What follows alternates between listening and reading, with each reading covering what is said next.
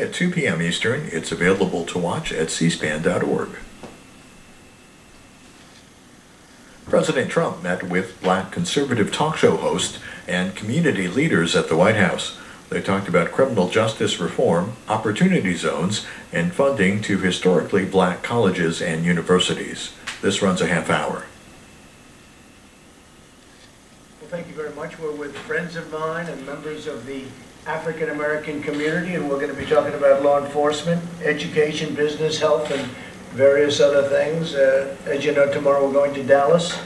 We're going to start our rallies back up now. We've had a tremendous run at rallies. I don't think there's been an empty seat, and since we came down on the escalator with the First Lady, that was with the future First Lady at that point, it's been an amazing thing to behold, and we're going to be starting our rallies. The first one we believe will be probably, we're just starting to call up, will be in Oklahoma, in Tulsa, Oklahoma.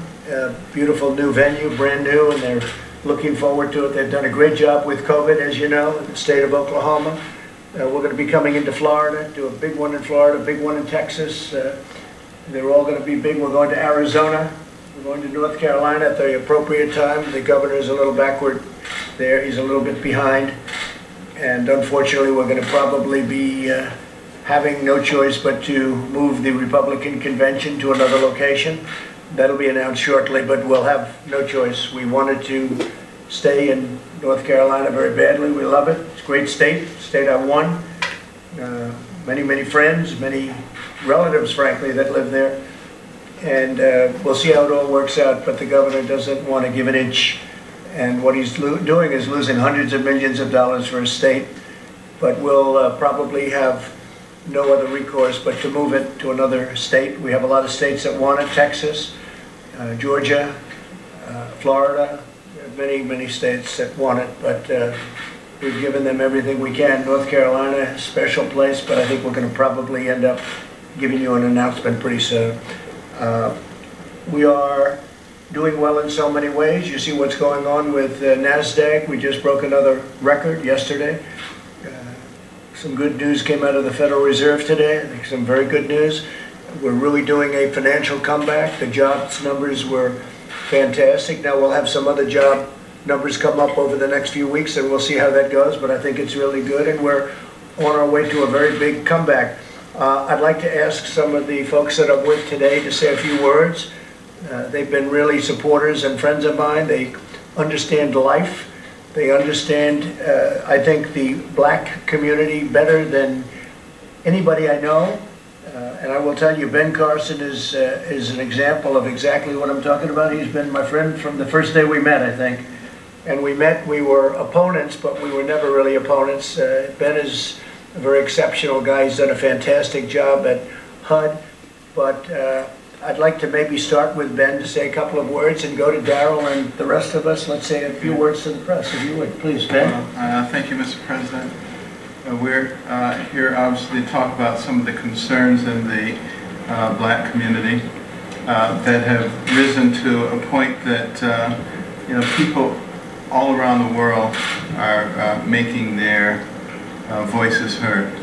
This is an opportune time to do something about it, because this administration has already established a record of actually solving problems that other people just talk about and have talked about for many years. And I am delighted, Mr. President, that you have made it a priority to solve this problem. And we're all going to be helping with that process. There are many others out there, people of goodwill. You know, there's some who just wait for anything to criticize it. But there are actually some people who actually want to see a solution. And I've had a chance to talk to many of them.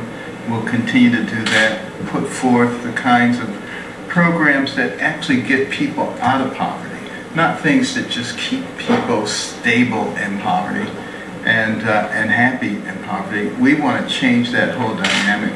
And I think some of the things that have already been done, we will get back to those quickly. You know, this was an intentional stopping of the economy, of an amazing economy. The fundamentals of that economy are still in place. We will recoup that, and we will move further on. And your philosophy, of course, has been that a rising tide floats all boats.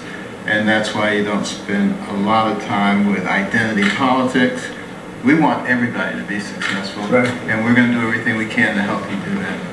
Well, as I've been saying, Glenn, I think that the economy will be, next year will be maybe the best it's ever been. You can already see it with the stock market, how it's been going up, because you have a lot of smart people that are betting on exactly what I'm saying. The stock market is almost as high as it was prior to the plague floating in from China. It was a plague that floated in from China.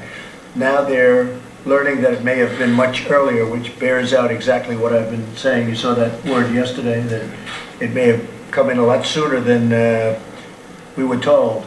A friend of mine is Daryl Scott, and he's a great guy, and he's got a tremendous heart. At the same time, he's a tough cookie.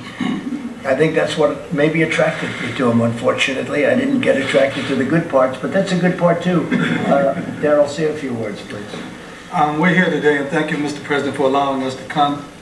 Our nation is at a juncture where we're facing another challenge, but this administration has become used to challenges. It's been one challenge after another, and we've pressed pause, but we're ready to press play now and continue in the positive initiatives regarding the black community. You know, Mr. Trump called me in November of 2016, right after the election, right after he won, and he said to me, "What do you want?" And I said, "What do you mean?" He said, "Well, I mean, you've been working real hard. Is there anything that you want?" And I said, "I want to be a liaison from the black community to the Trump administration and a liaison to the black community from the Trump administration." Since then, we've worked on criminal justice reform, we've worked on urban revitalization, prison reform, a number of initiatives that are HBCUs, a number of initiatives that are proactive towards the black community. And here we are now, and we're facing another challenge, and we're going to come up with some great solutions to these problems that are confronting this country. And I'm just glad to have a seat at the table and to have my input received. Well, your input's been very important, Darryl. You know that. And it is true. I've known Darryl a long time. He didn't want anything. What he wanted was just to have a voice so he can make certain positions known, and he's done that very well, better than anybody I can think of. Another great voice in the black community is Wayne. Wayne, you've been my friend for a long time. Wayne Dupree. His show is a phenomenon. It's a great success, and people listen and they respect what you have to say. Go ahead, please. Well, my name is Wayne Dupree. I met President Trump when he was a businessman. As a matter of fact, he's given me 5 interviews. 2 of them in person, 3 on the phone. And when you're talking about somebody who is not with the mainstream media, somebody who just has a small voice but has a desire to make changes with his voice, to reach out to a billionaire in New York, and without hesitation, he gave me those interviews. And I think he's a natural leader. And I mean, honestly, I have supported him ever since he decided to run for president. As a matter of fact, we interviewed him the month before. He came down the escalator and he said, "Well, Wayne, you know, we're going to have a big announcement next month." And I said, "Well, you know, you can do it here on the show if you really want to." But I mean, I'm glad that he has changed things here in D.C. But my daughters and my son and my family, they want to see a lot more positive things coming from the White House. They want to see your leadership, and they also want to see things change for the better in this country. I know you can do it. I know you can do it. We'll do it. We'll do it, Wayne. Go ahead, please. My name is Rayshard Jackson. Thank you, Mr. President. Thank you, Daryl, for inviting us to this roundtable here. I'm from St. Louis originally, live here in Virginia. But what I'd like to say to you, Mr. President, is kind of off the beaten path. I'd like to say to all the media assembled here that I wish they would quit lying about what you've done specifically for the black community. So you got radical liberal journalists like Joy Reid from MSNBC, Don Lemon from CNN, Roland Martin, who are putting more poison into the black community than any drug dealer, who are killing more black folks than any white person with a sheet over their face. How are they doing it? Spreading these lies about the economy you had, Mr. President, before the virus was a continuation of Obama. That's just factually not true. I have a degree in accounting. I keep up with the economy. They're lying. So to all these folks on MSNBC, CNN, Roland Martin, what, you afraid to have real black Republicans who know what the hell they're talking about? If you want to know the truth, if you want us to dissect the Obama economy, let's do it. And I think, Mr. President, your record would win the debate. Thank you. Thank you very much. You know, it's interesting you say that, but you go down a list of criminal justice reform and all of the things we've done, opportunity zones, the best unemployment rate in the history, just before the plague came in, and it's going to be back again soon. I think it's going to be back again a lot sooner than people think. I think last week was a reflection of that, the jobs numbers. But you look at all of the things we've done, we've now worked on prison reform, so important, and so many other things. But when you look at the economics, when you look at how well the black community has been doing under this administration, nobody's done anything like we've done. And a big thing is criminal justice reform. I keep hearing about, oh, criminal justice reform, and everyone's trying to take the credit. And that one, I will say, we will take the full credit, because they couldn't have done it without us. And I'm not sure, frankly, that the previous administration tried. They may have, but they certainly couldn't get it done. And the people that came into my office really asking very nicely for help. These are not people that are supporters of mine. But once we got it, they took the full credit for themselves, and that's okay too. But we got done criminal justice reform and all of the other things. I think that one of the elements that people aren't talking about are the opportunity zones that we did with a great senator, your friend from South Carolina, right? We did it with Tim, and it was his idea, and it was a big idea, it was a bold idea, and it's worked much better than in our wildest dreams. We couldn't have thought that that was going to happen. So we did many things, and we're going to continue to do many things. One of the elements that I talk about is, and I was telling this to Daryl before, that 42, 44 people would come to see me every year. The heads of the historically black colleges and universities, and they would come up here, and I got to actually know them. And the first year they came, I thought it was a normal meeting. They were asking for a lot of money, which they were having a hard time getting from previous administrations, and we got it for them. The next year they came back, I said, oh, what are you guys back for? He said, well, we want the money again. I said, aren't we working long-term deals? No, we got the money. And then the third time, I said, I see you come. So they made you for years, many years, for decades. They had to come back, keep coming back, keep coming back. Not like a lot of others where they get it. And they kept coming back and asking for money. And I said, what's this all about? Why do you have to come every year? Why don't we make a longer term deal? And we made, I think, a 10-year deal.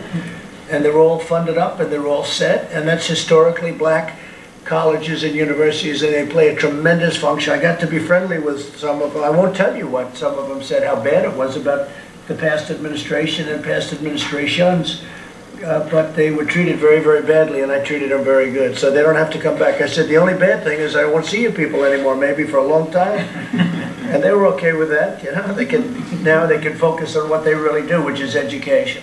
So we've done a lot for the black community, and we've done a lot for all communities, and it's a great honor to have you folks with us, and thank you very much. Did you have anything to say, by the way, fellas? Yes, right down here. Go ahead. Please, go ahead. So, my name is Sunny Johnson. I'm a host of Sunny's Corner. I'm probably the most Trumpish out of everybody in this room, so you're gonna have to forgive me. The black community is not doing okay.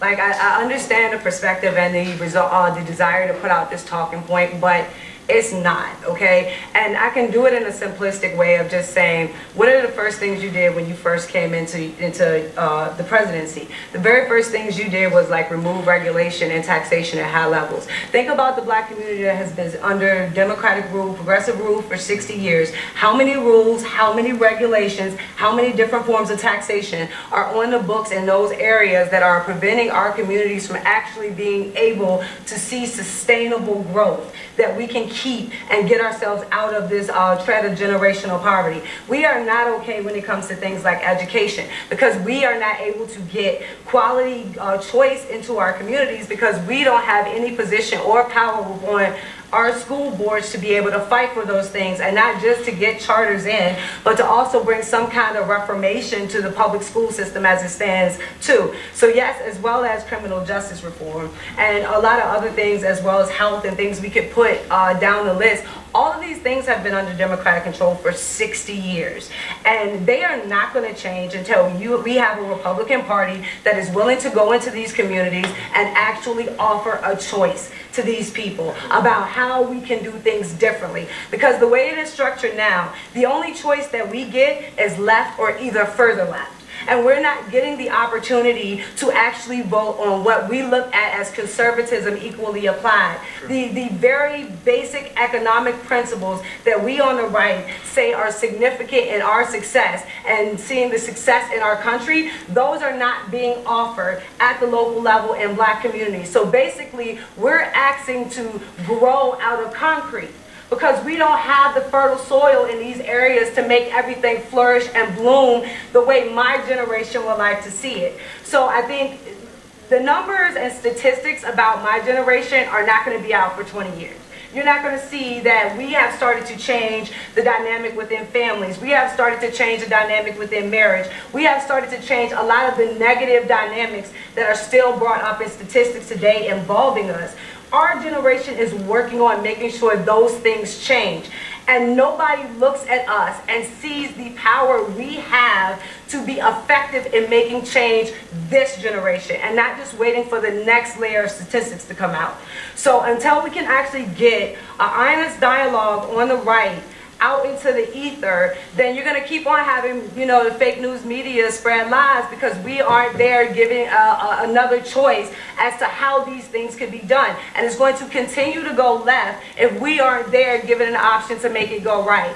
And that's like the biggest thing that we're having trouble with on the right, is like understanding how government works. We are a republic. That means local government has the most power over citizens' lives, as well as how to take that and put it into a cohesive message that can be spread to the black community that will already engage upon what we already know. If we looked at like the photos of you before you became president, and you were taking pictures with Snoop, and you were taking pictures with all the icons of hip-hop, you did that, I think, and you can tell me if I'm wrong, but you did that because you saw capitalists, you saw branders, you saw entrepreneurs, you saw people that were willing to take a chance and make things grow. That is us. That is the black community. And I would like to see a challenge from you to see how many in the black community can put their names on the side of a building coming out of this. If we're really going to reshape and reform the way that we do this, issue that challenge, because that's what we need more now than ever. And we need it to be focused and centric on the black community, not into letting people come in and gentrify areas that are traditionally ours. And you don't need closed police departments. No, we need the police. But if you take a term, like if you take and look at what happened in Ferguson, because Ferguson is like where Black Lives Matter really came out. I ain't gonna say it was born, because, you know, people will fight about that. But if you go back and you look at Ferguson, the DOJ did a report on Ferguson, and what came out of that report was that the mayor's office was using the police force as a taxation unit. So they were forcing interactions between police and the citizens as a way for them to raise money and bring money into the mayor's office. That was causing over-policing. So it is not the fault of the police, nor is it the fault of the citizenry, what the legislator and the executive branches of city government are putting into legislative practice. Very good. Well stated. Wayne, what do you think? Good job? Very good job. Good job. Thank you. Thank you, Sonny. Appreciate it. Fellas, go ahead. Please. Well, you know, she said a lot of this. I don't know if I can say it any better than that, but just that a lot of these things are systemic. I think what we've done through your leadership is start to break down that system and fight back. You know, opportunity zones, HBCUs, criminal justice reform, those are reversing some systemic issues. And through your leadership now, we're looking at other layers of that, because we just saw what COVID shined a spotlight on access to capital. It shined a spotlight on health disparities. And then recently with the protests, how can we create better police and community relations? But one thing we've done over the last couple of weeks is listen to individuals, and now we have solutions. And those are things we're going to continue to work through as an administration, because it's about results. And I think a lot of people are leaning on you because you're result oriented. It's not about just us talking here. It's about what we're going to produce out of this meeting. And you know what, that's the thing. A lot of people that listen to the show or calling on the show, they want to see those results. If you go into the black community and you tell people type of statistics, they're, oh, okay, yeah, great. But if you show ground moving, ground shaking, things growing up from the bottom, you know, those opportunity zones, or more jobs than what they are right now. But if you start showing those things, and you know, a little friendly drive-through, hey, President Trump here, believe me, there are many people that are on these online boards, and like I said, the call-ins and whatnot. They do support President Trump. They know what happened in the Obama administration. They know what you're doing. They also see what the media is doing to you. So don't think that you are alone. It's just that they need to hear more from you. I agree with you. That's true. It's the only way you get through the media, because the media is almost 100% negative. It's incredible. But that's not the only thing that's impeding the progress of the legislation that you put out. So let's take opportunity zones. If the opportunity zones pass from a federal level, they then go down to the state and then are allocated on local level. So for us as black people to actually access the opportunity zones, I have to go talk to Democrats. And I have to be willing to do what they want to do under their agenda, how they want it done, for me to be able to have access to the opportunity fund, opportunity zone funds. So that's where, when you see in our communities, instead of getting young blacks to invest and become entrepreneurs and become owners, you're getting gentrification, because outside forces with more money and connections to these Democrats are able to come in and get this money a lot faster than the black people that it was actually intended to help. And so you're seeing this changing of our community, where at no point in time are we allowed in the process to become a part of it and maybe be the innovators of what the future can look like. Because that is what you really have coming out of the black community, a desire to be an innovating force about what our communities look like in the future, where we have been handed policy, or we have been handed government for so long, and now you have a population that says, we want to use the government as a republic, localized government, to reinvent what our communities look like. And yes, it will include police, it'll include schools, it'll include all the necessity of civilization, but it'll also include more investment, ownership, and entrepreneurship from the citizens in those communities. We're happy to know that this administration has recognized that problem. The community development, financial institutions, the credit unions, the local banks have been excluded from a lot of the dissemination of the funds previously. That's been recognized, and in the process of being corrected right now. And that'll go a long way. Correct. Mr. President, you've been nothing short of historic for black America. I don't say that because I have to, because I can say whatever I want to say as a free citizen here in the U.S. You've been nothing short of historical. Criminal justice reform was historical. We were getting locked up at unprecedented rates. You undid the 1994 crime bill, and we are forever thankful for that. Even the opportunity zones. We can be critical of a lot of things, but the opportunity zones incentivize the people that have money to put the money where we need it most, which are in these urban and rural neighborhoods. HBCUs, the whole thing, I can go down thing after thing. The current issue that we're having right now is police reform, which is so much needed. We did criminal justice reform, but police reform is the gateway to what we see as an unjust criminal justice system sometimes. Meaning, if a crooked cop doesn't do a terrible, corrupt thing with an individual, we never get into that bad system. This administration has been marred by a crooked cop like James Comey, and others going after you and creating things that just were not there. The impeachment, it's not real. But they can do that. And our community has been affected by that in a way that it's hard to explain. I tell people this all the time. This whole situation with just policing, it's not new to black people. We've been used to it. As a kid, I got harassed by the police all the time, and I think I was a kid. But it's a part of our community. And so we do need some things to happen on the police reform side, which will connect with the great things you've already done historically with criminal justice reform. And we know that you're the president to get it done. We know that we need some banking reform so that we can get more access to capital. We do also understand that we need some holistic approaches to create this ecosystem. Voting rights. Blacks have to go to get voting rights every 25 years or so now. These are things that are historic, and we believe that you are the president to get these things done for the black community. You've done some great things for us already, and we're relying on you, and we appreciate everything you've done, Mr. President. You've been amazing. Thank you very much. Well said. Your friend, right? Yeah. He's a good man, too. For a long time we've known him. Okay, thank you all very much. We'll see you tomorrow. We'll see you tomorrow in Dallas. Thank you, President. Mr. President, thank you. President, thank you all. Thank you very much, guys. John leaving now. Thank you, John leaving. Thank you, guys. Thank you. Thank you.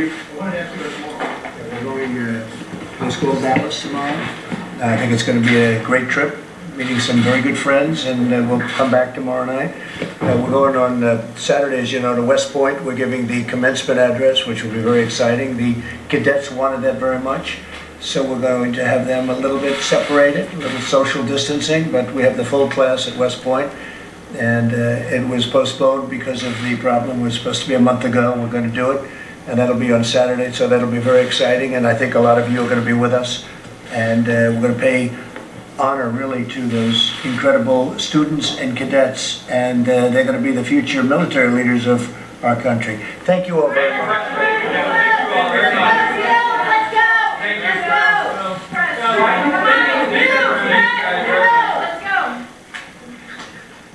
When are you going to Tulsa, sir? Friday night.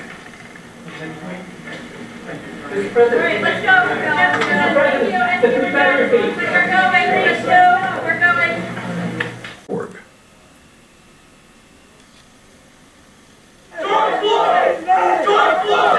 With the recent protests unfolding across the country, watch our live, unfiltered coverage of the government's response with briefings from the White House, Congress, governors, and mayors from across the nation updating the situation. Plus efforts addressing the ongoing coronavirus pandemic and Campaign 2020. Join in the conversation every day on our live call-in program, Washington Journal.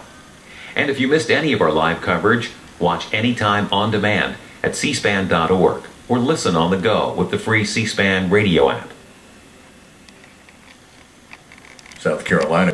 A man moves his body like a machine, operates an instrument that bleeds out bullets instead of blood. To see if GBI will comment on those videos at all during this upcoming press conference.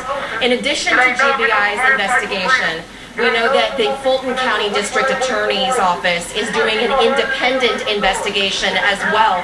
Also ask. Come on, no. 8761. That's 1-800-67. About 3 or 4 dozen people gathered there, and that's where we met the family of Rayshard Brooks, who said that they are just shaken by this. His cousin said this is the worst thing to wake up to. And that's where we also met the first vice president of the Atlanta NAACP, who said that he thinks Rayshard Brooks should be the last person to die like this. And he's also calling for accountability, which matches the messaging of what you were saying, that the president was calling for the termination of Atlanta Police Chief Erica Shields on and also calling on the mayor to speak out on this issue. Thank you very much, Natasha Chen. We'll check back with you again. We'll await that press conference and bring our viewers it live as soon as it happens. But let's turn to some of the big changes. Had their lives turned upside down, being surveilled by It would ban the Confederate flag from all of its events. Now, Wallace is the only full-time African-American driver in NASCAR's Cup Series. He made national headlines this week, calling for the Confederate flag's removal and racing in an I Can't Breathe shirt with a car featuring a Black Lives Matter paint scheme. Here's what he told CNN's Don Lemon about NASCAR's decision. Oh, you're getting both sides of it. You're getting a lot of positive outreach, a lot of positive impact, and gaining new fans as we go. And then you're getting the fans that will never watch a NASCAR race again. The same fans that never watched NFL after the kneeling. The same fans that are crying out that we're ruining their lives and just throwing a pity party as to whether accepting change and understanding why we need this change and why it's such a pivotal moment for our country. I heard the conversations you were talking with the mayor there of Houston, and it's like, you know, it's on a global level that this is an impact. So I'm excited about the change. I wish fans could come back ASAP so we could see the demographic and who shows up, what shows up, everybody who shows up. I just want to see and hear what they have to say. But through social media, you're getting both sides of the story, but there's obviously more good than there is bad. So I'm excited about it. Here to discuss, ESPN host and sports and culture columnist for the LA Times, LZ Granderson. LZ, back in February, the NASCAR season started with the president taking a lap at Daytona. Fast forward to this week, a NASCAR official took a knee during the national anthem. And we have this whole story of Bubba Wallace. What's your reaction to these major shifts we're seeing? Well, we've seen some major statements and we've seen some major checks being written. But now it's about major action. And I applaud Bubba Wallace. People really need to understand the courage it takes for him as an African American to say what he said in that sport, recognizing that, you know, there's a great portion of the fan base that would not approve, recognizing that there's a portion of that fan base that also showed up in the state capitals bearing guns, demanding to get tattoos and their hair cut. So when you think about all of that, what this represents and what we've seen in the past few weeks, he's tremendously courageous. Now the question is, and I wrote about this in my column today for the LA Times, is about the follow-through. What is NASCAR going to do once fans start to show up and they have vehicles with Confederate flags? How are they policing their policy? How are they enforcing their policy? And are they going to support Bubba Wallace when he gets attacked? Those are important aspects of this conversation.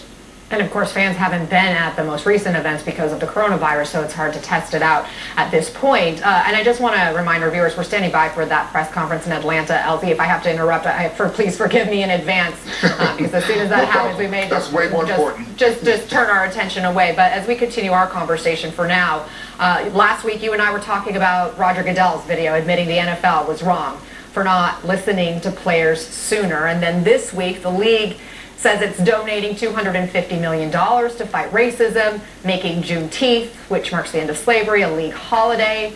But I just wonder, can the league's efforts ever be taken seriously while Colin Kaepernick remains unemployed?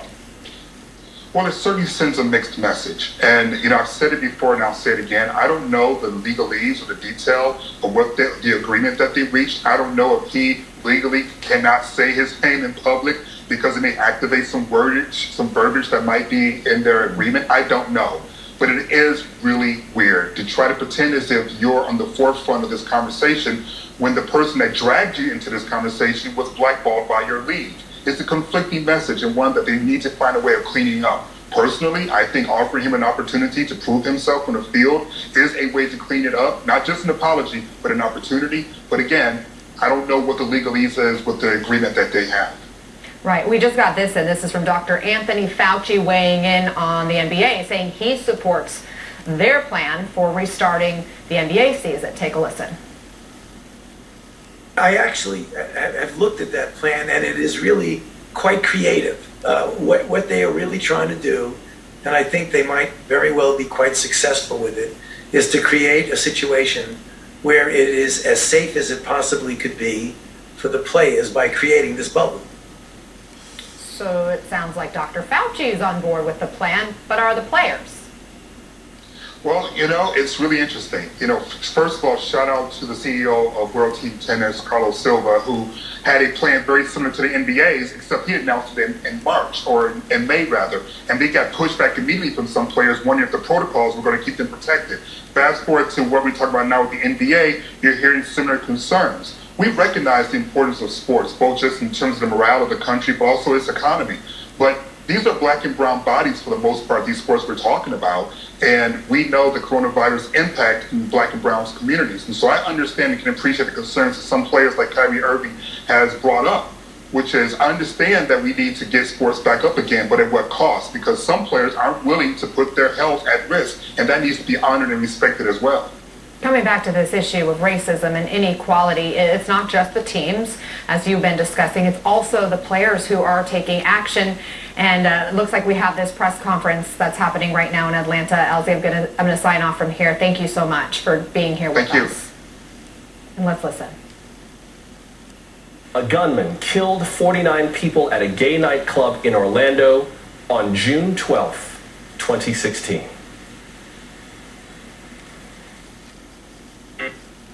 Better than warfarin, plus has significantly, for documents and.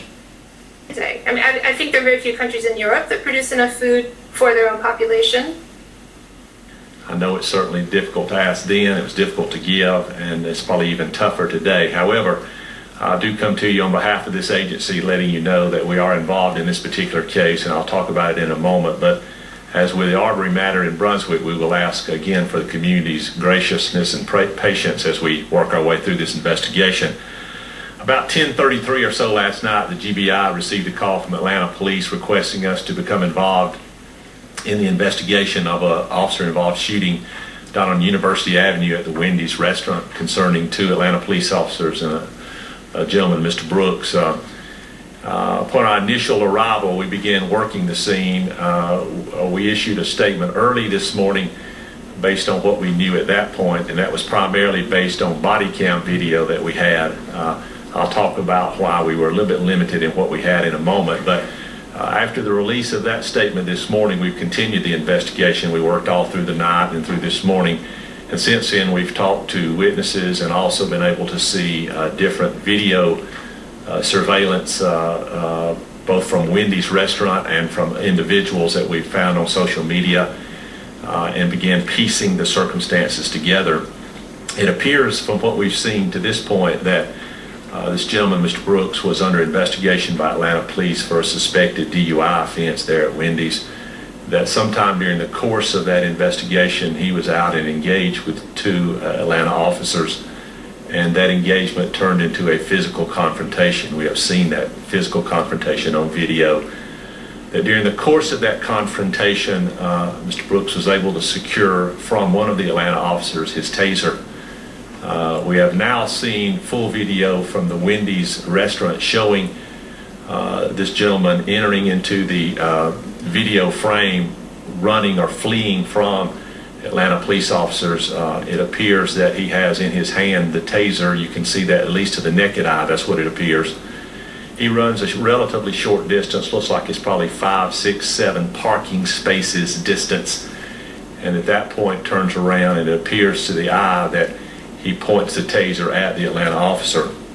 At that point, the Atlanta officer reaches down and retrieves his weapon from his holster, discharges it, strikes Mr. Brooks there on the parking lot, and he goes down. That information has been corroborated by a witness that we have interviewed, and that's the information we have at this point. I will tell you again that that's what it appears in looking at the Wendy's surveillance video. Tom Cotton advocating the use of military troops to restore public order in American cities if the police cannot do it. And the Philly Inquirer putting the headline, "Buildings Matter Too," atop a piece by an architecture critic on the buildings in that city damaged by recent violent protests. We're back with Dan Henninger, Kim Strassel, and Mary Anastasia O'Grady. So, Dan, when you and I got into this business, when we thought about censorship, of free speech, we thought about it coming from the government. Never in a million years would I have imagined that newspapers would be censoring themselves. That is, staff members would be saying, no, an editor who ran a piece that offended me needs to go. What is happening here? Well, what is happening here is something that would probably make the founding fathers roll in their graves.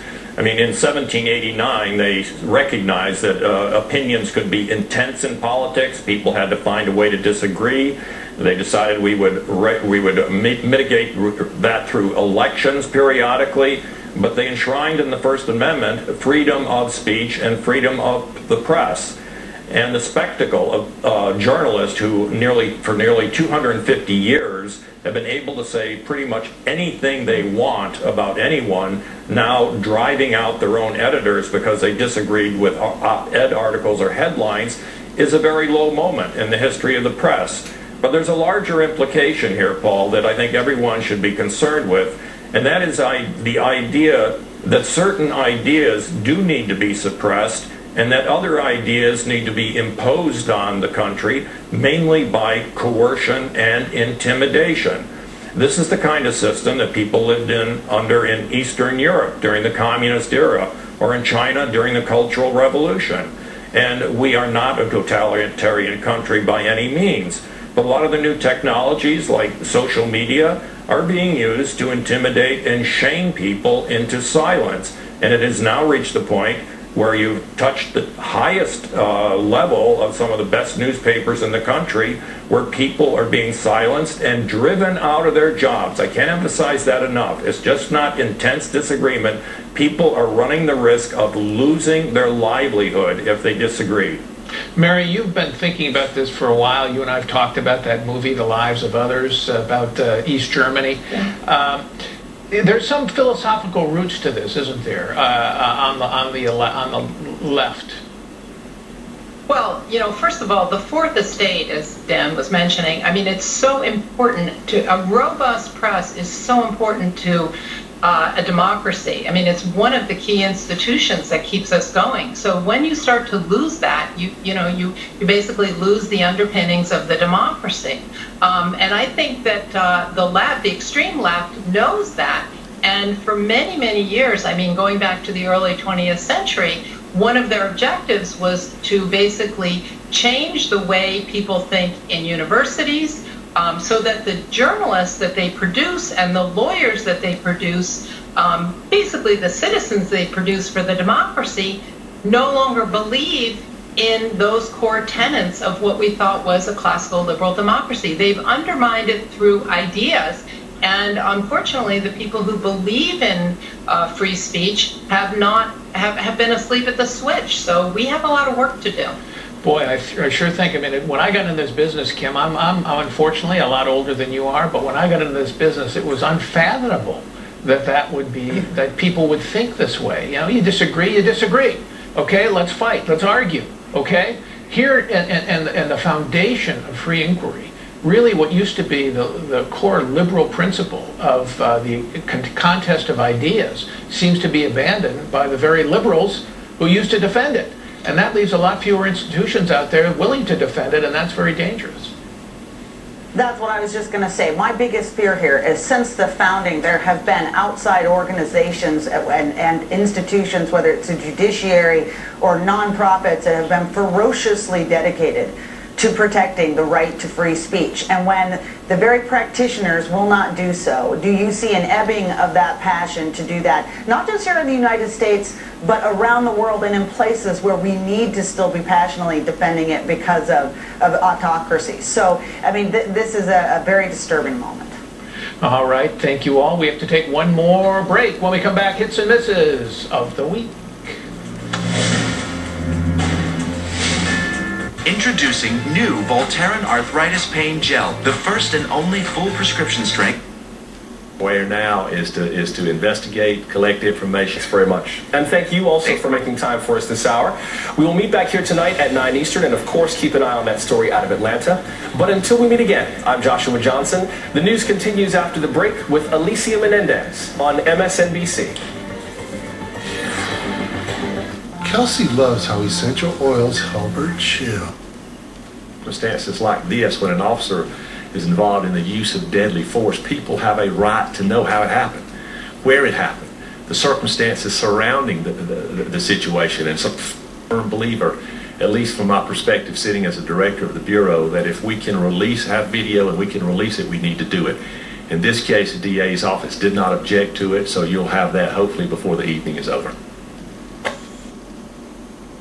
I don't know. You describe what it looks like in this part of the city.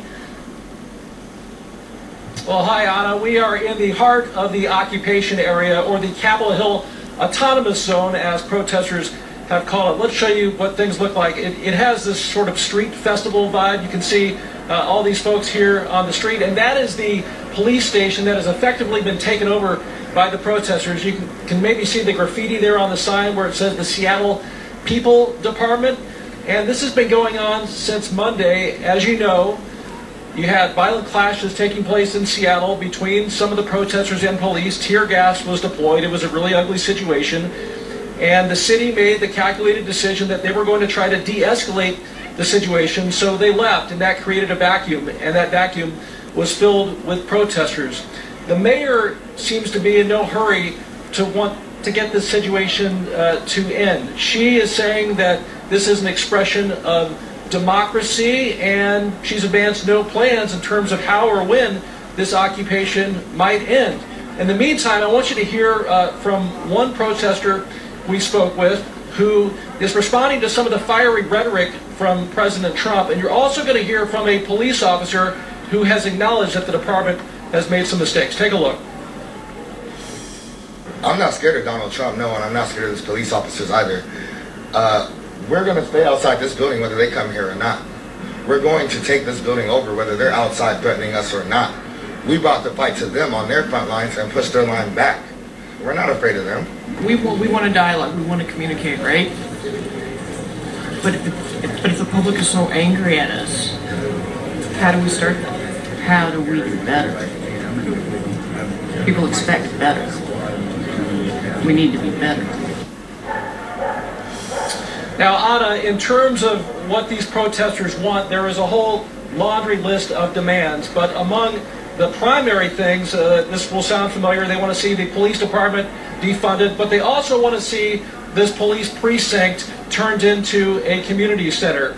Now, one of the problems that has arisen as a result of protesters filling this area and the officers leaving that precinct is that, according to the chief of the department, it has increased the response time triple. So, in other words, what used to take 5 minutes to respond to a situation or a police call in this area is now taking 15 minutes. So that is worrisome, and that's why the chief wants to see this situation come to an end as quickly as possible. Anna? Okay, Dan Simon in Seattle, thank you. President Trump gave the commencement address at West Point today. It comes after he did an about-face regarding his rally in Tulsa, Oklahoma next week. Now, that rally was originally scheduled for June 19th, also known as Juneteenth, the day commemorating the end of slavery. Now, this rally is scheduled for June 20th, so the following day. CNN's Kristen Holmes joins us from Bridgewater, New Jersey. And Kristen, earlier in the week, the President defended holding a rally on that date. Do we know what went into this decision to change the date? Well, Anna, a lot of political pressure went into the decision. I want to note a couple of things. It was not just that Juneteenth date. That was a huge part of it, but it also was the location. And full disclosure, Tulsa, Oklahoma is also my hometown, and it is the location of one of the worst incidents of racial violence in the country. Back in 1921, hundreds of African Americans who lived there were killed in a days-long race riot when a white mob tore through what was then the most successful black community in all of America. And in some ways, the city never fully recovered, and certainly not the African American community there. So it was this combination of both the day and the location that led to this political backlash, and it was a swift backlash. Now, as you said, President Trump originally doubled down. He said that the day was significant, that people should view this rally as a celebration of Juneteenth, but since said last night, we have heard that this was a last-minute decision. It was made shortly before he tweeted this out, but said that he had heard from black supporters and friends that were black who had encouraged him to possibly change the date out of respect, and that is why he ended up doing so. And we really want to note here, this is a rare reversal for President Trump. As we've seen over the last 4+ years, when the president is criticized for something, he almost always doubles down on it, which again is what he originally did. But this marks a note shift here in his response. And we have to take a look at this over the overall backdrop of what we've seen. President Trump has really not issued any sort of meaningful message on unity and racial issues in America at a time where this is a country in crisis. There is a real reckoning over race in the country right now. We still have not heard President Trump really address that in any way. Anna? And the president is still not backing off his refusal to rename military bases that are named after Confederate leaders. Well, that's right, and he doubled down on that, and now we're at a position in which these top military officials don't really know the next steps. There had been a conversation in which we had learned that these top officials were willing to have a bipartisan conversation on the renaming of these Army bases, but it looks like that just is not going to happen now after the president surprised officials by tweeting out that he was completely opposed to any sort of renaming, Anna. Okay, Kristen Holmes traveling with the president. Out the city today, the Georgia Bureau of Investigation saying that it will look into the incident. We will hear more from the mayor of Atlanta when she holds a news conference in about 1 hour from now.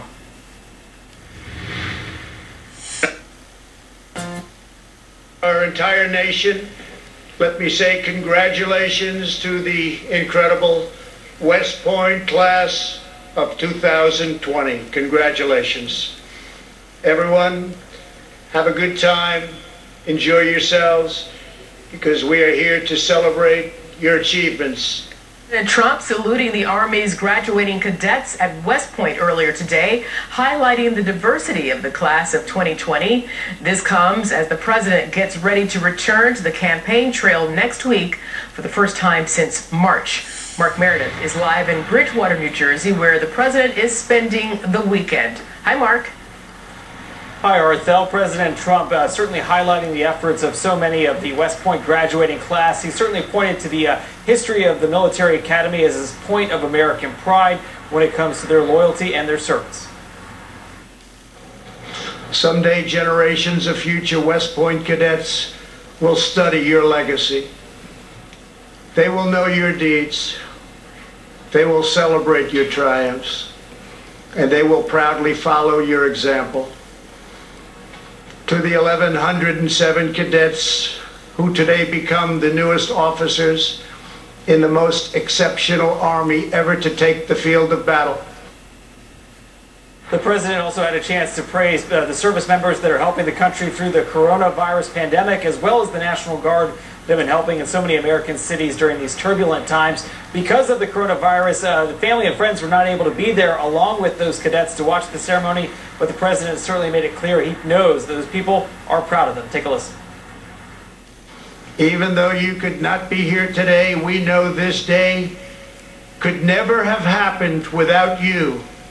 Your love and sacrifice have given America these phenomenal men and women. Cadets. The president continues to expand his travel schedule. Later on this week, he'll be holding his first campaign rally since early March. This one is going to be happening in Tulsa, Oklahoma. It was originally scheduled for Friday night. That has now been pushed back one day until Saturday. The president was facing quite a bit of criticism over the decision to hold the rally on Friday night, what's known as June 19th. This was going to be as a result of a historic day marking the end of slavery in the United States. The president himself admitted he was getting a lot of complaints and decided to go ahead and change the date. Also new tonight, the Secret Service is clarifying what happened back on June 1st. You may remember President Trump wanted to go visit St. John's Church, which is right outside of Lafayette Park, right across from the White House. There had been a small fire inside the church over the weekend when the protests were happening. Well, of course, there was a lot of questions about what was being done to clear protesters out of the way. Now the Secret Service has a new statement out today. They write, quote, "After further review, the U.S. Secret Service has determined that an agency employee used pepper spray on June 1st during efforts to secure the area near Lafayette Park." Now, the decision to clear the park and to clear the area so that the president could visit the church really did receive a lot of bipartisan criticism over that, and the Secret Service, along with many other government agencies, is facing lawsuits over the measure. It's unclear whether or not this new update from the Secret Service may change how those plaintiffs feel about all of this. Eric Northell? All right, Mark Meredith, I'll take it back here. Thank you. Eric, over to you. Thanks, Northell. Well, health officials around the country sounding the alarm about a new rise in coronavirus cases. 19 states are now showing an upward trend in the average number of daily cases. That according to Johns Hopkins University, especially happening down south and out west, such as in Florida, Arkansas, Texas, Arizona, and Utah. Some due to more testing, but hospitalizations, they say, are also up. So far, more than 2 million of us have been infected with COVID-19. It has led to at least 114,000 deaths so far. Claudia Cowan is live in Sausalito, California, which has recorded a record number of cases in that state this week. She has more. Claudia? Hi, Eric. Well, on average, Americans are slowly flattening the curve, and the number of people dying from coronavirus is going down. Things have actually really improved where you are in New York. But as you mentioned, Johns Hopkins University has released new tracking data identifying nearly 24 states where the 7-day average of new cases per capita has increased, including here in California. Some say the higher numbers are due to more states easing restrictions, but of course more people are getting tested, and experts point out that is bound to reveal more infections. Fox News medical contributor Dr. Amish Adalja says the key indicator moving forward is the number of new hospitalizations. Reform following the death of George Floyd. NBC's Maura Barrett is on the ground in Philadelphia and joins me now. Maura, what is the distinction between these two different protests? Alicia, earlier this afternoon, we saw thousands of people in West Philadelphia centering around a protest that was in remembrance of the MOVE bombing that happened in 1985 in that section of town. Basically, black activists were living in that area, and the Philadelphia police actually bombed the house that they were living in and caused major destruction in the area. And so the protests there focused on remembering those victims and the victims since then in the last 35 years and more of black people who were killed under police brutality. And now here in Center City, Philadelphia, there are easily thousands more focusing on defunding the police. I'm going to step out of the shot here so you can take a look at some of the signs that we're seeing this afternoon. No more racist police terror, justice for George Floyd.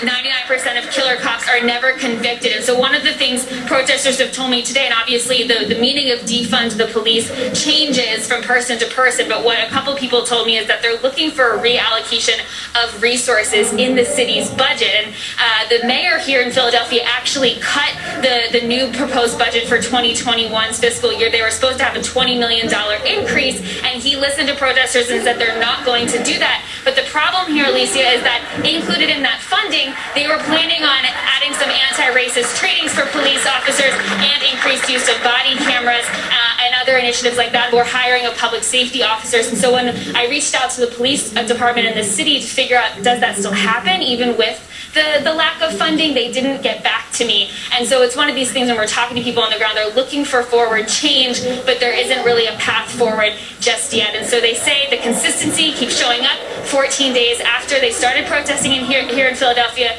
They say that the consistency of showing up will work towards that change. Alicia. And NBC's Maura Barrett, thank you. Nationwide protests against systemic racism. He is about sloganeering. He is about what I would like to say, really insulting. That's not who we are. The family of George Floyd have made it very clear.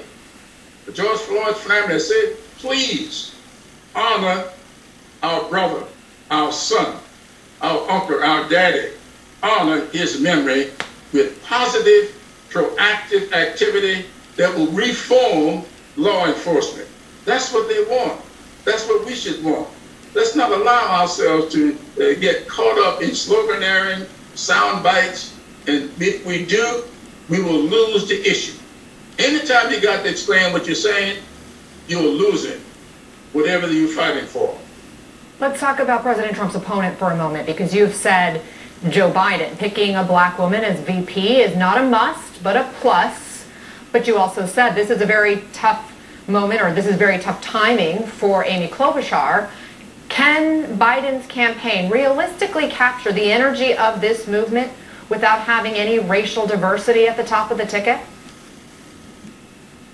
I think Joe Biden is doing a great job with that. His comments, day before yesterday, 2 or 3 days ago, I thought were spot on. I do believe that he promised to put a woman on the ticket, and I believe a black woman would be a plus. And I think that we ought to really take a serious look at all the women involved in this. Elizabeth Warren is a good woman. I like Amy Klobuchar, but what I said about Amy Klobuchar was you got to know that all of this stuff surrounding Minneapolis, Minnesota is a problem. And timing cost me an election once. So I understand this whole thing about timing. But I think that people like Karen Bass out in California, as well as Kamala Harris, they are great people to look at. People like Stacey Abrams down in Georgia, as well as Keisha Lance Bottoms. They're great women to look at. But I don't say that they are a must, but they certainly, Karen Bass would be a big plus. A former Speaker of the House in California, that's got to be a plus. Is she your front runner in your mind? She is a great person in my mind. I work with her every day. Val Demings is a great person. But so are the others that I speak about. I just think that we ought to let Joe's committee do their work, let them do all the investigations, do the vetting, let them do the polling, and then come back to the vice president with their results. And then I want the vice president to take a look at it and let his heart and his head do whatever is necessary to deliver for him what he calls simpatico. Okay, House Majority Whip James Clyburn, thank you for your time. Thanks for being here. Thank you.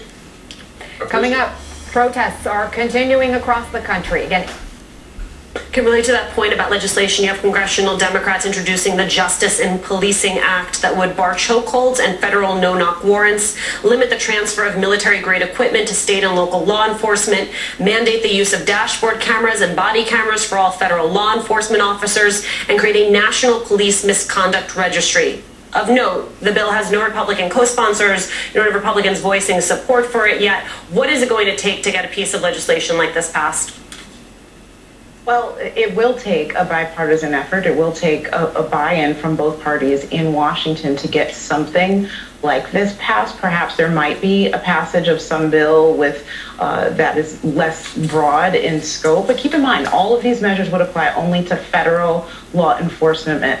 The vast majority of policing in this country takes place on a local level, and so it would not impact that directly, except for a couple provisions like the one that bars the transfer of surplus military equipment to local police offices. That was a rule that was already in place, by the way. It was put in place during the Obama administration after Ferguson and reversed by the Trump administration. But what you are seeing are mayors and police chiefs listening to these protests. And you're seeing in cities from Boston to Los Angeles taking some measures, as you pointed out earlier. In Boston, the mayor announced yesterday that much of the overtime budget that had been in place for police overtime was going to be diverted. Some $9 million would be diverted into community programs because we know the evidence shows that in place where you have over-policing, in place where you have an increase of instances where people die at the hands of police, black people die at the hands of police, there is a lack of education, there is a lack of affordable housing, there is a lack of other resources, or the police is being used they're being put in schools, or they're being used as social service managers instead of law enforcement officers. So there's at least the beginnings of an effort in these cities to address that. We'll have to see where it goes. And the protesters and organizers I talked to say they want to keep the sustained pressure on these local officials until that happens. Brittany, we recently learned of the deaths of 2 black trans women, Dominique Remy Fells and Rhea Milton. How do you build this movement? How do you guarantee that this movement is built to be truly intersectional as it moves forward? It's a wonderful question. So what I want to say about that is that the movement for Black Lives prioritized making sure that we had trans folks in leadership. Really in 2015, a Black trans woman leader named Elle Hearns opened the first national convening for the movement for Black Lives in Cleveland 5 years ago, July 2015. And it was a signal that we would do this movement different than the civil rights movement had done, different than prior movements for racial justice, that we would have this commitment to a kind of gender justice. Part of the challenge here is that we are both having to deal with the outward manifestation of white supremacy. So this is fighting back against the state. This is the demand to defund police. And we're also having to do this internal work of decolonizing, right? Of undoing all of the problematic ideas that we have gotten as a consequence of white supremacy, of patriarchy, of capitalism, that make us think that there's only two genders when really gender is what you make it and how you define it. And so the movement for Black Lives has a whole lot of work to do, and they are really both trying to engage in community education of Black communities to help them to think more robustly about gender, because so much of the violence that happens to Black trans women, unfortunately, is perpetrated both by the state in terms of issues with unemployment, issues with healthcare, issues with housing insecurity, but it is also perpetrated in Black communities, often by cisgender Black men. And as a Black feminist, it becomes really complicated because we're both in the streets fighting for these very spectacular murders of Black men by the state, and also dealing with this problem of seeing the way that Black men are sometimes violent within Black communities, particularly to Black women, whether they are cisgender or transgender. But our clarion call is all Black Lives Matter, including Black trans lives. Judith, I go back to the point you made at the top, which is this is bigger than police brutality. It becomes about policies, whether it's PPP or whether it's about access to health care. And then when you step away from policy, there's also the cultural shift that we're seeing happening in this moment, that these conversations are being had in newsrooms, in private schools, inside of corporations. How do you measure that progress? It's hard to measure, but I will tell you that I've been doing this work for quite some time. And first of all, a few years ago, we weren't even saying the terms white supremacy. We're now saying that the lexicon has changed. The fact that defund, that defund is where this movement started, not like this movement, right? But people have been doing that work, and finally, that language is starting to take hold. So much so that people really are talking about abolition, and so this is a moment where we get to dream, and we get to reimagine, and we are seeing in the media, the way that people are talking about it, and it opens up an opportunity for us to think about something different that protects Black lives in a very different way. And so it's exciting. We do work around police-free schools. We won several school districts this past week who have ended their contracts, and that's because young people were demanding to have police out of their schools. So we're winning. This movement is winning, but we can't end here. This is entrenched work that has to continue. Judith, Kim, and Brittany, thank you all so much. Up next, doctors say the warning sign. Not Charlotte, so I'll speak to the folks in Charlotte about what happened to that contract. Congressman John Rutherford, thank you very much for joining us here on Fox. All right, have a good day, sir. Thank you. Eric. Well, Arthel, some Republicans and Democrats say that, yes, they are interested in police reforms, but some are distancing themselves from those calls to defund the police.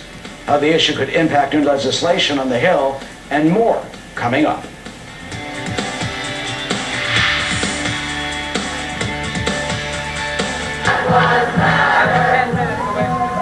Want to brain better? Go back to the immediate interaction between the officers and the man who was sleeping in the vehicle and who apparently had been drinking. At that point, there was an option that the police department had, or the police officers had. Hey, Mark, I want to interrupt for a moment, Mark. I want you to stay with us. The lawyers representing Rayshard Brooks are now speaking, L. Chris Stewart and Justin Miller. I want to listen in briefly. And then I could go on and on about DeAndre Phillips, another murder down here, which involved APD, which still hasn't been decided or resolved yet. I could talk about Desmond Merrill, which still has not been resolved here in Georgia. I could go on to Alton Sterling, which we also represent, which years later still has not been resolved. And all of the other cases. And what it boils down to, black, white, Hispanic, whatever you are you not tired of seeing cases like this happen? We see from the protesters, we see from the people in the streets of all races now that people are sick of watching black men murdered. And before we even get into what happened last night, the one thing that nobody can disagree with is that it shouldn't have happened. But it did because the value of African American males' lives in the inner city or wherever doesn't mean too much to officers nowadays. And it's sad. Because we look at things not just for the emotional effect of how horrible it is, but legally. In Georgia, a taser is not a deadly weapon. That's the law. That's what the cops are trained to do. It's not a deadly weapon. I've had cases where officers have used tasers on victims and they argue with us in court that tasers aren't deadly, that tasers aren't harmful. That's the case law here, that tasers are not deadly weapons. So before we even hear from their lawyers, who are going to say the same old thing they always say, you cannot have it both ways. You can't say he ran off with a weapon that could kill somebody when you say it's not deadly. You can't say you don't have other options. Where was he going to go? He was barely jogging away. You could have boxed him in. Support came in, I think, 2 minutes. He would have been boxed in and trapped. Why did you have to kill him? Was the officer embarrassed that he got his taser taken? Well, let your pride linger.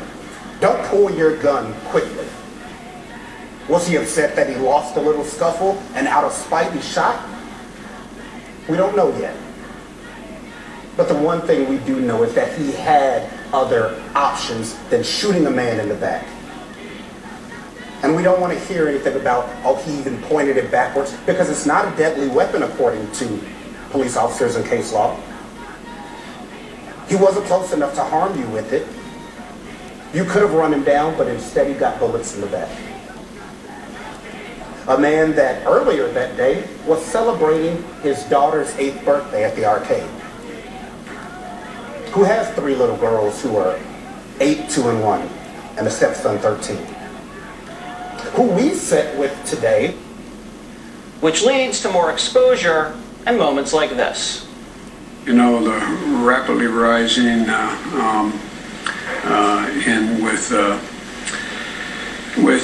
don't know. Joining me now, Chris Wallace, the anchor of Fox News Sunday and author of the new book, Countdown 19. In Houston, oblivious to that her dad was knelt on and murdered.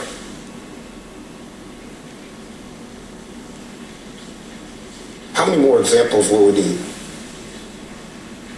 The cameras aren't doing it. Y'all filming it isn't doing it. Covering it isn't doing it. People protesting isn't doing it. What is it going to take? How many more examples are we going to get? I actually thought that we were going to get over all this. I thought this was finally going to start ending with all these changes. I mean, things happen and we consume it with such velocity. I mean, I think clearly the coronavirus and the economic impact is going to stick around. You know, and I think the president will certainly be judged on how well, looking in October and November, people think he has handled, but they won't blame him for all of it, but they're going to want a sense that either things seem to be improving or they're not. I think.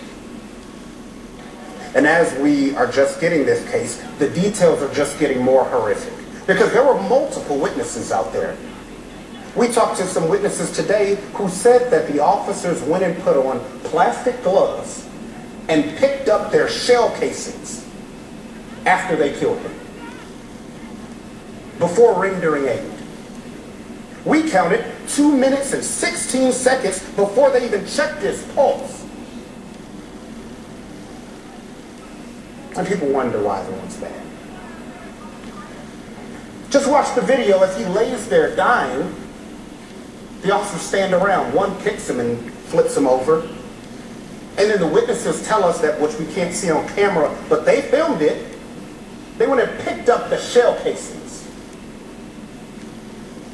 I wonder why. So that all of you can't know how far away he was when they shot?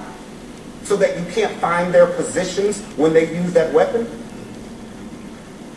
But they appear to be caring more about covering their tracks than providing aid.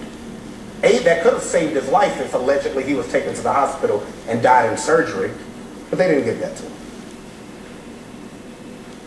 So we agree with the mayor saying that the officer that fired the officer that fired his weapon should be terminated, and he should also be prosecuted. The family met with Paul Howard, and they've opened their investigation, and I could even say we want justice, but I don't even care anymore. I don't even know what that is. And I've been doing this for 15 years. I don't know what justice is anymore. Is it getting him arrested? Is it getting somebody fired? Is it a chief stepping down? I know that this isn't justice, what's happening in society right now.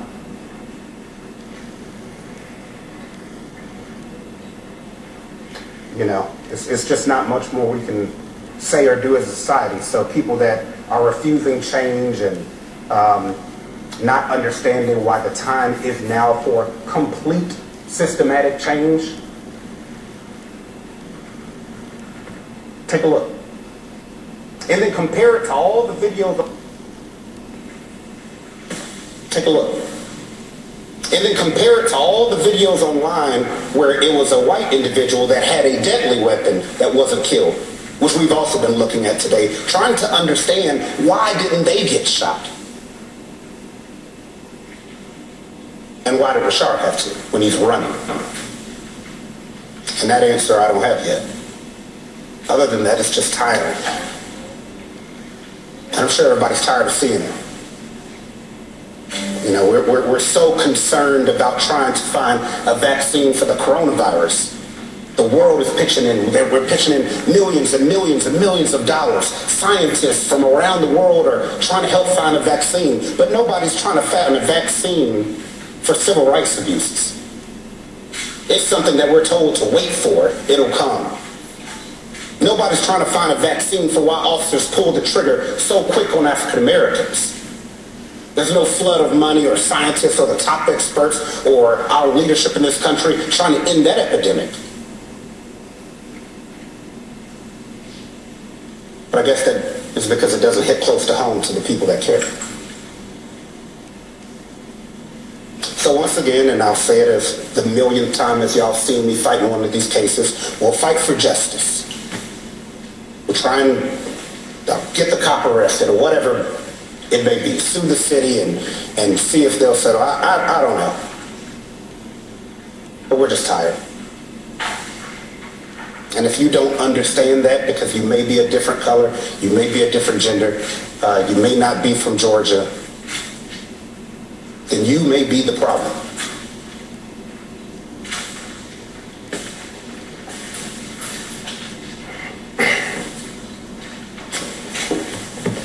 I think the word that encapsulates everything that Chris just said to you is empathy. This is all that all of these families are asking for and that we're asking for as representatives of these families. Just a little empathy. A bit less scared, then we probably wouldn't have a dead client. We wouldn't be here talking to you like we are right now. There are a lot of things, systemic things wrong with policing in this country. And I think that over the past few weeks, we've talked about a lot of them. You've seen a lot of them on tape. And like Chris said, we're tired. I mean, we will keep doing this as long as there's a need, but we don't want there to be a need to do this anymore. The first failing that I saw when I saw this tape was training. Because, just as Chris said, if a taser isn't a deadly weapon, then it's not a deadly weapon when I have it, it's not a deadly weapon when an officer has it, it's not a deadly weapon when anyone else has it. When our client has the taser, They're going to say it's a deadly weapon, and it's not. There were 2 officers, one of him, and their training failed them. That's number 1. Number 2, leadership failed them. And I don't want to see anyone lose their job, but maybe the police chief needed to resign because whatever they're doing from the top, it's not reaching the bottom. And if they are doing it correctly from the top, and that's what they're trying to get across to their officers, then it's not working and it needs to change immediately. Because this can't happen again. Policing in this country, in this city, needs to change to something more empathetic, something more community-based. Police are necessary, but the way that they are policing our communities is wrong. It's causing death, and we're not going to stand for it anymore. Obviously, you see that the people are not going to stand for it anymore. I think a lot of things and a lot of these minor changes are happening because people are scared. And they're scared for their things. They're scared for a building or a store. They're scared for a restaurant. But the lives of these people, of our people, of Americans, of black people, of human beings, in my opinion, are more important than any store or restaurant that is in Buckhead or Bankhead or anywhere else. That's number 2. And the third thing I would say is fear. Listen, I don't know those 2 officers personally, right? But just from watching the tape, I could tell that they were scared. And it's understandable. That is a hard profession, policing. But if you have fear, you don't need to be a police officer. If you do not understand the community that you're policing in, you do not need to be a police officer. If you are not comfortable with black people, white people, brown, yellow, whatever people, you don't need to be a police officer. A police officer is as much of a counselor as they are anything else. And I believe that if we go back to the leadership and the training that I spoke of earlier, you'll see that these officers aren't taught that. They're taught to crack heads. And when they can't crack heads, they're taught to shoot. And that's resulting in death. And we can't have that anymore. And we won't have that anymore. So I don't think this is going to end anytime soon. And frankly, I want everyone watching and everybody here, to understand we're not asking for protesters not to go out and protest. We need to keep pushing. We need to let everyone know that this is unacceptable and we're not going to just move on to the next tragedy. This probably won't be the last tragedy, and that's a sad thing. But we're going to treat every single one like it shouldn't have happened. We're going to go as hard as we can for this one, like we're going for George Floyd and his daughter, and like we're going for Ahmaud Arbery and his mother, and like we're going for Alton Sterling and every other single case and single person that should be here today that's not here with us. Because at the end of the day, and this is what we get back to. I mean, if you look around and you see our firm, we are white, black, Asian, brown, yellow, green, whatever. It doesn't matter. White, black, Asian, brown, yellow, green, whatever. It doesn't matter. We're all people. And so if we can see that, we don't understand why the police can't see that. And there are some people who have now opened their eyes and woken up and they see that, and we think that's great.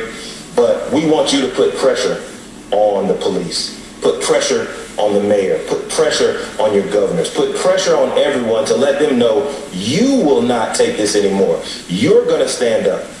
And this is not just black people, because we've been dealing with this our entire lives.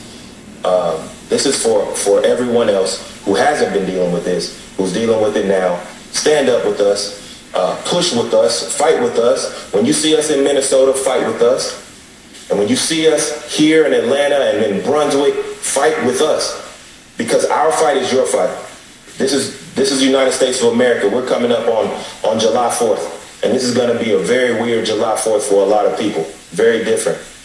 Because people are coming to the realization that America doesn't mean America for all Americans. And that's a problem. So keep pushing, fight with us, And hopefully we'll get some change, and this will be the last time we have to have a press conference about a dead black man killed by the police for no reason. Thank you. Another thing, you know, there was no count to 100 or whatever it is and walk this line. They said that they were just talking. And it seemed to be a decent conversation. And then all of a sudden, one of the officers grabbed him and told him he's under arrest. So this started from nothing. This wasn't a bank robbery in progress or anything violent. They just told him he was under arrest. And now I see that they're reporting, oh, it was a suspected DUI or he fell asleep blocking the line. He wasn't blocking the line. And they didn't even do a sobriety test from what the witnesses right there said. So why was he even under arrest? Want to know how this could have been avoided and all of the protests that are going to happen and all of this? Talk to him. Talk. Hey, buddy, you fell asleep in line. You okay? Why don't you pull your car over there and call an Uber? And then you walk over and you leave. Why is that so hard for police officers? A conversation. He wasn't doing anything crazy or violent or harming anyone. Hey, buddy, I think you've had something to drink. Maybe, but I guess they didn't feel like doing a sobriety test. Pull over there, call an Uber. I guarantee you, but I guess they didn't feel like doing a sobriety test. Pull over there, call an Uber. I guarantee you that happens hundreds of times a night in college towns with young white kids or other places in America. But we don't get that benefit of the doubt.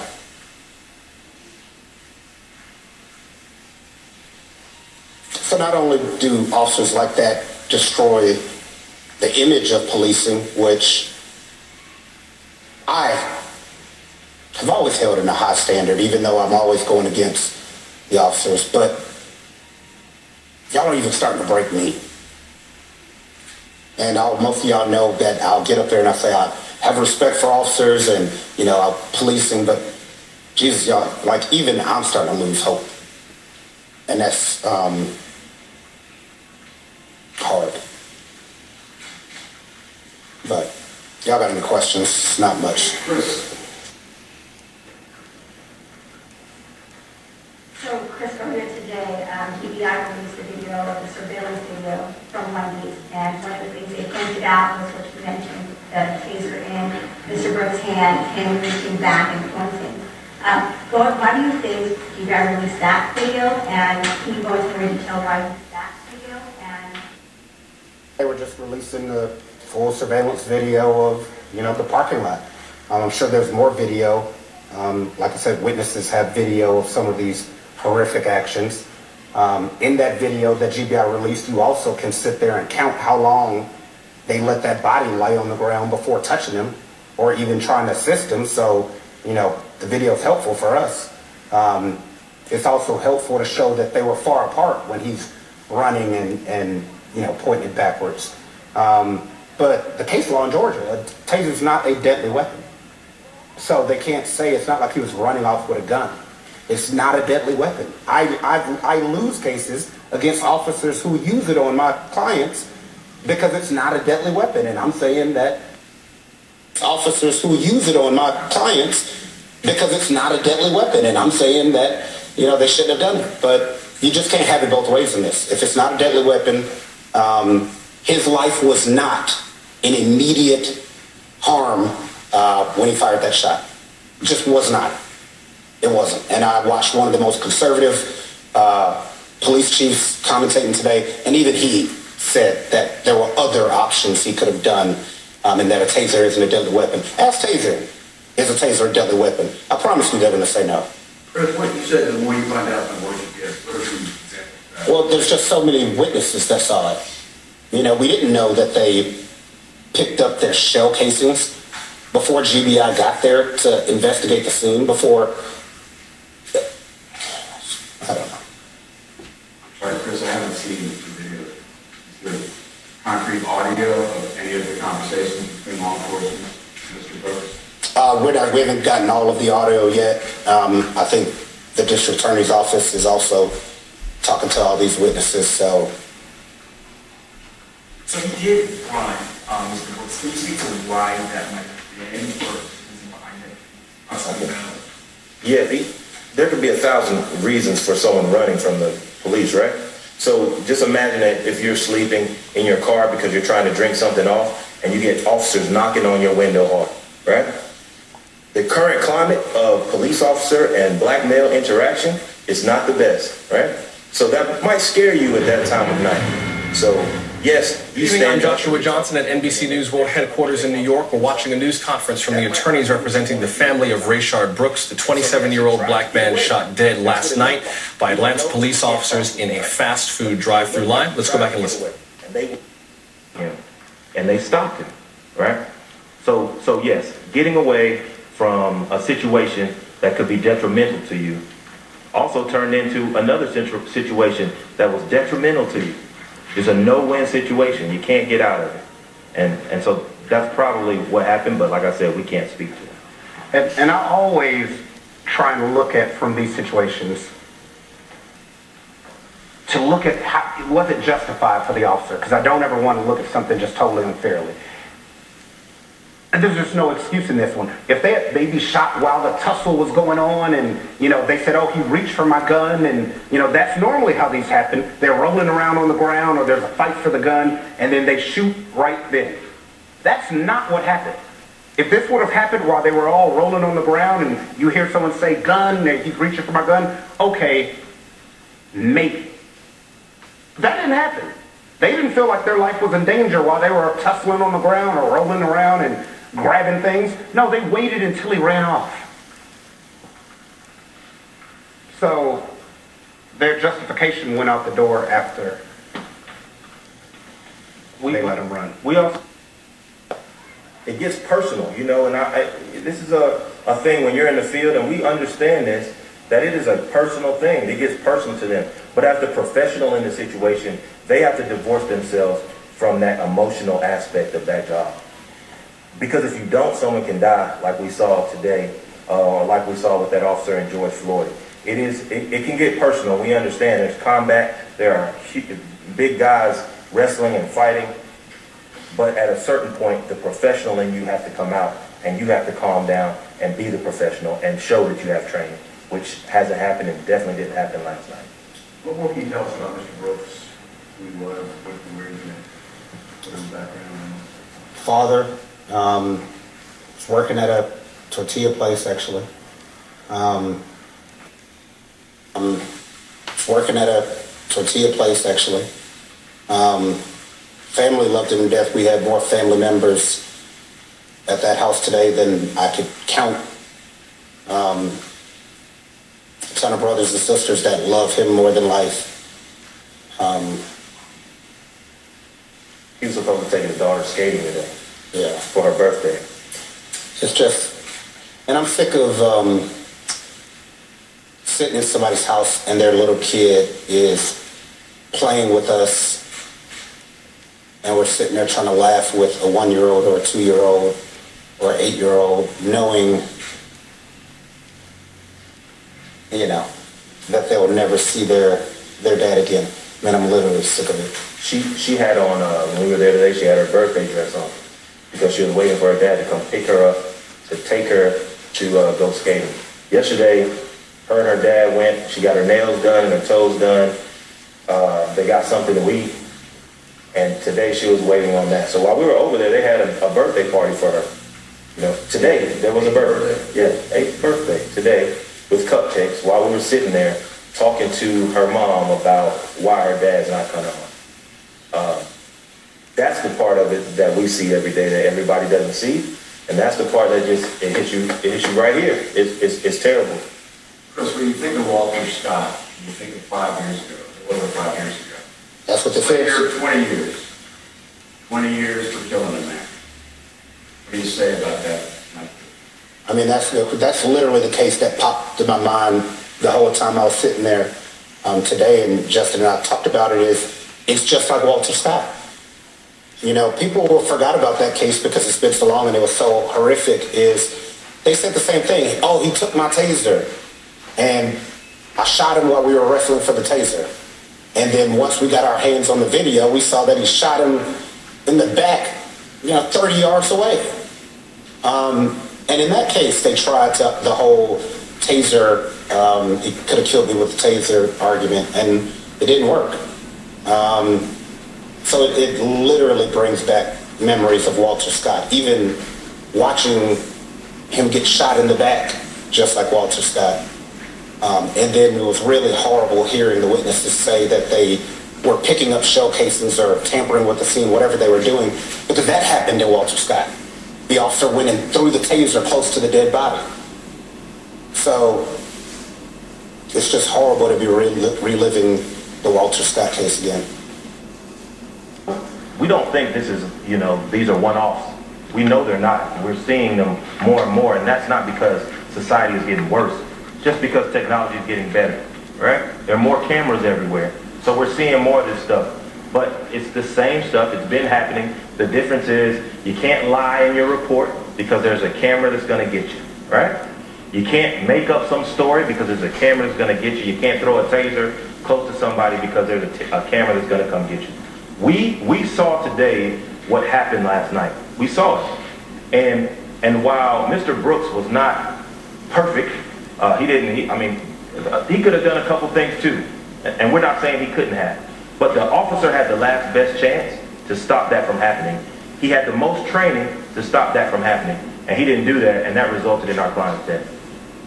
Is there anything the witnesses were able to tell you about what led to a struggle? Like what was said in the car or what? No, they're confused because they thought that the conversation appeared civil or decent. They didn't, see him screaming at the cops or doing anything. And then out the blue, they said they just tried to arrest him. And of course, he got upset and pulled away. Like, why? What are y'all doing? And then it went from there. And I see it too many times. If you're not going to explain why you're going to arrest somebody or tell you, I'm not turn on. Why am I getting arrested? I can ask what's going on. Why can't you have a conversation with him about why he's being arrested? You're saying witness told you he was dragged out of the car? No, they were speaking outside of the vehicle from what they said. So he willingly got out. But like I said, this just happened yesterday. We're still talking to people, but every witness, white, black, they're just blown away because they said it should not have happened. And that there was no reason for him to shoot him while he was running off. This wasn't a violent crime. They had his ID. They knew where he lived. They knew what kind of car he was. They have the car. Where's he going? But it's just because, the value of life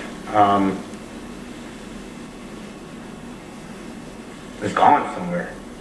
It's like a video game where you just think you shoot somebody and it's not an actual father or a human being. I'm just starting to lose faith. I've known you for years. I've never seen you like this. I know you're tired, you're sad, you're mad. Not to speak for you, but you're still ready to play. Yeah, oh no. I mean, that's not going to change. I mean, we'll keep fighting these as long as we have to, and making sure people get fired or resign or whatever, or get put in jail, because, we have to do our part to try and make it stop. But the one thing that Justin and I really realize, it's a national effort. Black, white, male, female, the only way this is going to change is if everybody keeps coming together. People who are conservative or didn't want to speak up or say anything, you've got to speak up. You just got to speak up. You mentioned training earlier. Is it time to overhaul training altogether? It seems like all these cases, people in the office actually do have training. Is it the nature of the training, or is it? And Chris, we've covered a million of these. What is, we know there are so many loopholes. There is no clear time of when to shoot or not to shoot. It's always in the mind of that officer. Well, sometimes the mental state of that officer is not okay.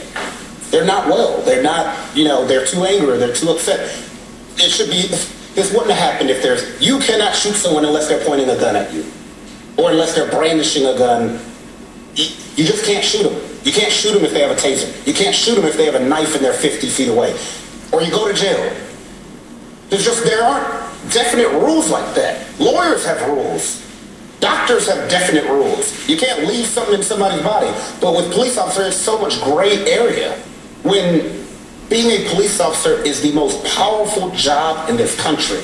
There's no other job where you could take someone's life, liberty, or freedom. There's no job that is as powerful as a police officer. They should be up on the standard of doctors and lawyers and looked at like that, but they're not. And that's got to change. To the training question you just asked, it does need to be overhauled. We need to focus more on de-escalation and less on militarization. The police officers, they walk around in these neighborhoods, they have flak jackets on, some of them have ARs and other assault-type rifles. They are armed to the teeth, and then they're walking around people, intimidating and inciting fear. There used to be a time when police officers would walk around and you know their name, they know your name, they know where you went to school and your mom and all that kind of stuff. That time is over, especially in the black community. I mean, I don't really remember a time that hasn't been the case in the black community, and now that time is completely over. So we need to focus the police department more on de-escalation. And if officers are going to be in the community, check and see how close these two officers live to that community that they were policing. I guarantee you they live nowhere near there, right? And if they did, check and see what kind of contacts they had in the community. Did they go to church there? Did their kids go to school in that community? I guarantee you the answer is no. Because if they did, they would understand that, hey, these are people too, and maybe I could deal with them the same way I deal with the people who live close to me. And that has a lot to do with empathy, like I said before, and training for de-escalation and not military. Ideas over what changes we think could end this from having handled so many of these.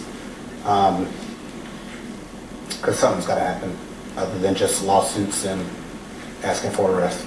But thank y'all. As I said, the family will be speaking on Monday. They needed some time. Thank y'all.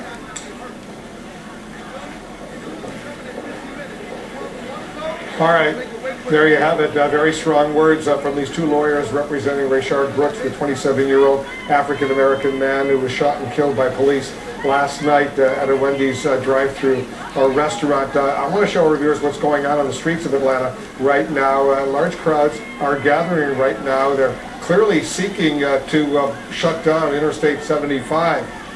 Natasha Chen, before we get to analysis of what we just heard from these two lawyers, very strong words from Chris Stewart and Justin Miller. Tell us what you're seeing right now. You're on the scene for us. What is this, Interstate 75? Yeah, exactly. So the protesters have tried to get onto the freeway. They were going up the hill, up the ramp, obviously with officers trying to stop that from happening. And then you have another group of people, crowds, that are still gathered on the street below. So they're sort of scattered throughout the area, all along the street close to the Wendy's where this incident first happened. And you know, there are been thus far in Atlanta. One of the attorneys, Mr. Stewart, Chris Stewart, was asked what his thoughts were about Atlanta's police chief resigning today. He said, quote, "I don't care." He later said with regards to this whole situation in terms of black men being shot by officers, in his words, quote, "I'm just starting to lose faith." And a lot of what we heard this evening had to do with perhaps that loss of faith, that yes, they will prosecute this case on behalf of the family. But in addition, they will also be making their own suggestions about what needs to be done more systemically to deal with police-involved shootings. This is also the law firm that is representing the family of Ahmaud Arbery. This is also the law firm involved in the case of Alton Sterling. So they have probably seen more of these cases and consoled more black mothers and tried to talk around more small children who do not know their fathers are dead yet than they probably care to recall. Had 6 cops fired last week, a week and a half ago, for using a taser on a couple in a car, and the district attorney charged them with using deadly physical force. 5 of those cops of the 6 were black. This wasn't a black and white issue. They fired them saying they used deadly force. So that conflicts with what these guys said already. But you know, real quick, Judge, everybody's calling for reforms all over the country today.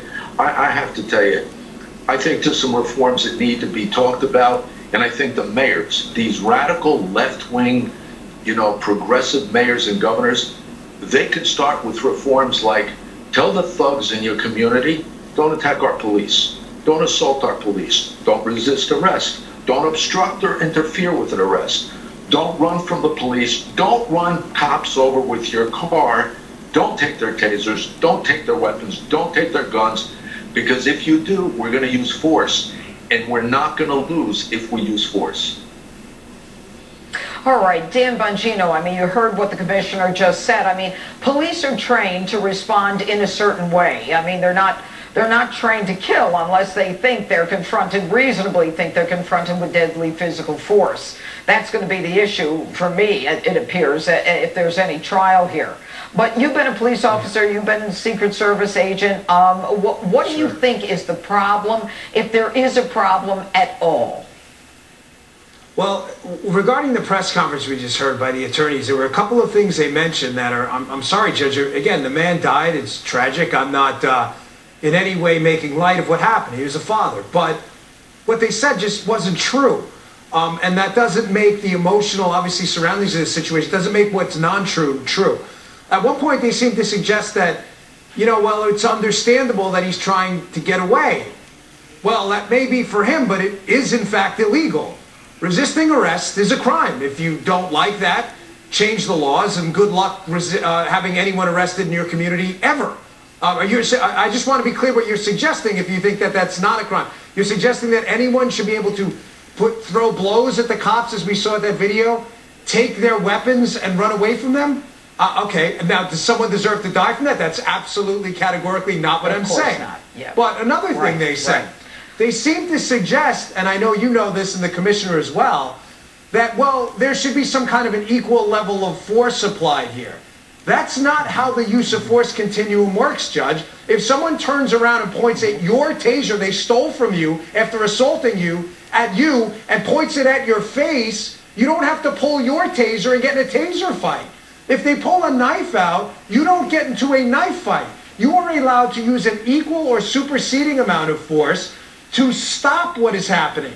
If the subject dies, yes, that's tragic. Nobody shoots to kill. Cops aren't trained to shoot to kill. They're trained to shoot to stop the use of force. Yeah. But I'm going to go to the commissioner now. If what you're saying is that police officers in Atlanta who were fired last week by the chief were fired because they used tasers and the chief believes that that's equivalent to deadly physical force, I mean, that certainly isn't necessarily going to play in a courtroom.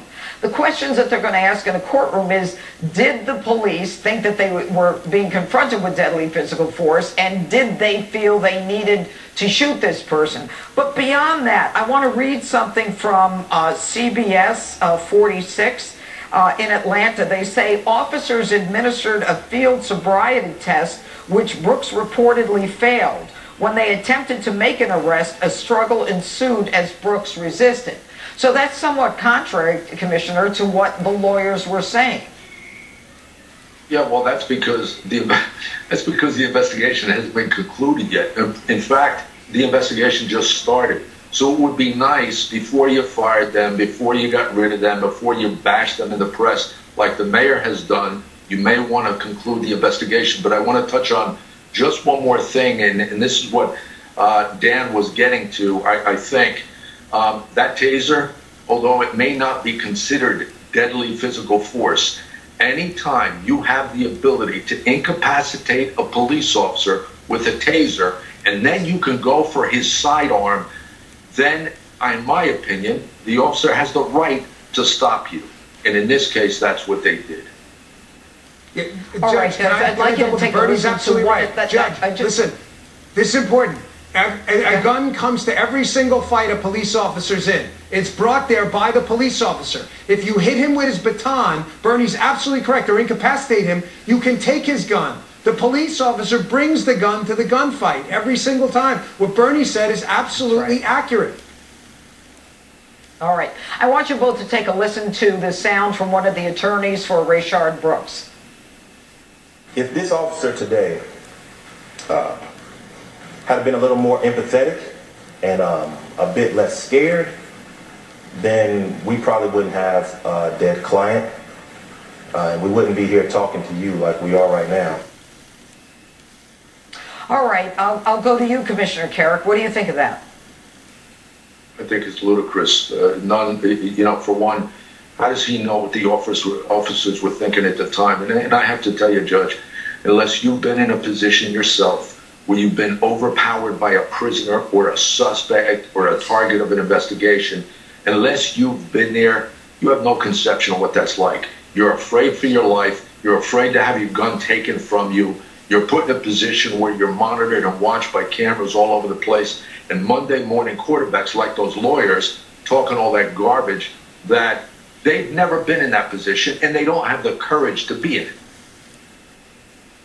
Yeah. You know, Judge, Dan, Bernie's absolutely correct. Don't you think also, Dan, hold on a second. I know you're agreeing. I could see that you were agreeing, but don't you think also that some of the, some of what's going on in society today, where police are vilified? I mean, they're treated like almost less than human. Water thrown at them in New York City and cans thrown at them, and they can't do anything. Don't you think that adds to the resistance of some people to the police, thinking that, yeah, I don't have to listen to this person. Its authority is gone. Respect is gone. And, there are people who are to blame for that. Judge, respect is a two-way street.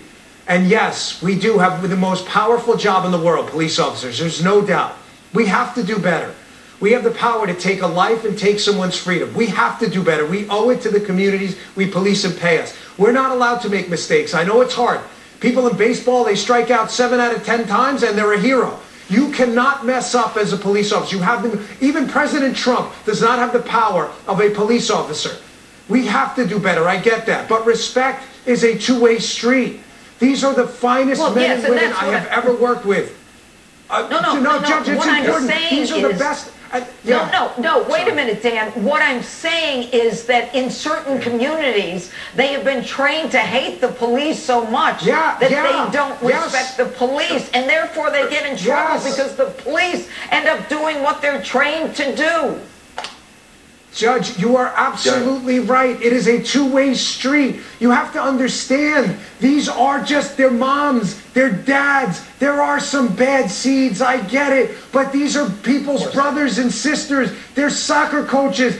These guys were in the community responding to a radio run. They didn't know this man. This wasn't their neighbor. They didn't stop next door to say hello. They were there because someone was concerned. Why do you think they were doing this? Do you know how many of these guys are hurt and injured or killed every year? I said up at that Capitol Hill testimony, in your job, thank God you don't get a text 3-4 times a year like Bernie and I get saying, hey, remember Officer so-and-so? Yeah, he got hit by a car. He's in critical. Yeah, remember Officer so-and-so? Yeah, he's dead. You don't get those calls, and thank the Lord every day you don't. It's dangerous, you get them, we do. Dangerous job. And it's a two-way street. You're right, Judge. Show some respect for police officers, and they'll show you respect back. And if they don't, then file a complaint. You're entitled to do that. Commissioner, today we saw in Galveston County, there was a meeting in Texas, there was a meeting of all the police chiefs and the sheriffs with the community. They started the conversation. But that's not something that's new. I mean, this has been happening for years, has it not, community policing? It's been happening for years, and in most communities, most I say, you have phenomenal relationships between the police and the community leaders. The problem I see in Atlanta is somewhat like we see in Seattle. In Seattle, they took over a 6-block area of the occupied zone, if you will, a bunch of thugs. In Atlanta, it looks like they took over the mayor and the city council because the mayor is victimizing the thugs and villainizing the cops who go out there every day and put their lives on the line for people they don't know. They don't give a damn what skin color they are. They responded to a job last night. A guy resisted arrest. He assaulted them. He attacked them. He ran. He attempted to shoot the cop with a taser, and he died as a result, which is tragic. But it wouldn't have happened if he didn't resist. Yeah, and I think in the end, and obviously sympathies to the family of Rayshard. But at the same time, people need to understand that law enforcement has this power. Bernie Carrick, Dan Bongino, great guests for this segment tonight. Thank you so much. And we have Yeah, I mean, here's the thing, is that it wasn't, right? And these police officers, what we're seeing and what we continue to hear is that I feared for my life. And then we see video of another black man, another black person being shot in the back. The man had a taser, and it was probably evident that maybe he was drunk. He was scared. We're coming off of Ahmaud Arbery, Breonna Taylor, and George Floyd, right? Like, if I'm a black man and police are knocking on my window, I'm me and a police is knocking on my window, I'm terrified in that moment, right? I may run because my fight or flight mode is going. And so the mayor is absolutely right. There was no reason to shoot him. They should have ran him down, right? You want to stop him, run him down. Police need a better way than pulling the trigger. They need to learn de-escalation skills. They need to learn something else. And if you are in fear of your job, you're afraid of black people, then this is not the profession that you should be in. I'm tired of hearing that over and over and over again. We're speaking to Danielle Moody of the podcast Democracy-ish, Rayshard Robinson of Color of Change, and Marlon Walker of the Atlanta Journal-Constitution. Everyone, please do stick around as our breaking news coverage continues. We'll be joined momentarily by Congressman Al Green, a member of the Congress. Walk with me, I walk with you. Together, calling police unions, police chiefs, academics, philanthropists, business leaders to the table to talk about transforming policing from the bottom up as well as from the top down. We have not a moment to waste. How many more has... I'll stand by for a moment, Cornell. Mark Morial, the president and CEO of the National Urban League, is still with us. And I want to set the scene, what we're seeing right now. Mark, I don't know if you can see this. These are aerial shots, Interstate 75, a huge interstate in and around the Atlanta area. There's a standoff right now. On the one side are protesters. They're blocking Interstate 75. You see a lot of cars backed up. There's police on the scene. The protesters are not moving. Many of them ran away, but many of them are still there blocking Interstate 75. You see more police, I assume, on the scene there. They want to reopen this major interstate, but there's angry protesters. They're very upset about what happened late last night at this Wendy's in Atlanta. What do you think? Well, Wolf, the protests are going to continue, and I think what you see in Atlanta will continue. It'll continue into tomorrow, into next week, and into next month. All across this nation, people are using their First Amendment rights, their right to freedom of speech, their right to peacefully assemble, their right to petition the government for the redress of grievances. This is in a time-honored American tradition, and while it may be uncomfortable to see the interstate blocked, it's in the tradition of the civil disobedience of Dr. King. It's a message being sent to those high and mighty. It's a message being sent to police leadership across the nation. It's a message being sent to the Congress that change is necessary and change must come now. We don't need any more commissions. We don't need any more studies. We don't need any more think tanks. The ideas are on the table. And I think at this point, the rebuilding of police departments from top to bottom is essential. What we saw here was a comedy of mistakes. Well, I shouldn't say a comedy of mistakes, a tragedy of mistakes in Atlanta from the very beginning all the way until this man lost his life. And we see this all too often. Too many black people, over 1,000 in the last 5 years alone, have been killed by the police. 125 of them unarmed. These numbers are alarming. It's taking the lives of our kids, our children. It's taking the lives of our young little brothers, our fathers, our uncles. These are human beings whose lives are being taken by those who wear the badge and who hold the gun. So I expect the protest to continue. And I think, look, it is inconvenient, but the police should not use aggressive tactics to clear that highway at this instance. It will make a difficult situation worse. That's what's important. How do you de-escalate the situation? People are upset, and I understand that it is an interstate highway, but the use of force on essentially peaceful protesters does no good at this point in this situation. So I think it's a balancing act in terms of what the police should and should not do. And certainly the protesters are rightfully angry and upset all across the nation. But it's just about a 4-mile drive from here into downtown Atlanta, 2.5 miles as the crow flies. We also see that I-75-85 at University is blocked, with protesters who have blocked off the interstate, all 14 lanes. It is a 14-lane highway that leads you between downtown Atlanta and to Hartsfield-Jackson International Airport. All 14 lanes of that highway are currently shut down in downtown Atlanta after protesters have taken to the streets.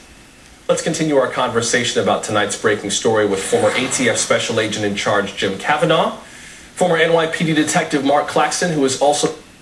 Things are on the ground delivering emergency... And then something happened. Update our viewers on what you and our photojournalist with you saw and what happened to you guys. Right, so after you saw the people gathered on the freeway, there was a much larger group who conducted everyone back to the Wendy's on the ground level. Of course, that is where this incident happened last night. And so a very large group started walking down the street down University Avenue toward that Wendy's, and there were maybe 2 or 3 individuals that began throwing objects at the Wendy's windows and broke the glass, and a couple of them went inside, and I saw another person trying to set fire to one of the umbrellas on the patio area outside the Wendy's. Our photojournalist, our producer, and I were trying to get video of what was happening. And there were protesters very angry that we were recording this and tried to block our cameras, to block both the journalist's camera and to block my cell phone from taking video. And at that point, they got aggressive, and our camera, our CNN camera, was broken. And so we, as a crew, decided to back out of that area. So right now, we've left the immediate area, but that scene has sort of deteriorated there. And I could see that there were other people in the crowd kind of, asking why are they doing this, and while others were egging them on. So a lot of different reactions as to whether that was the right choice to go after the Wendy's building.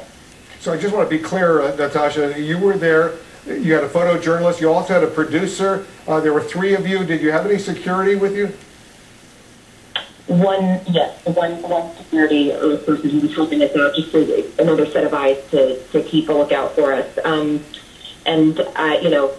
think, and actually I should back up a little bit. I think we had 2 photojournalists actually, one with the camera and another person who was operating my view,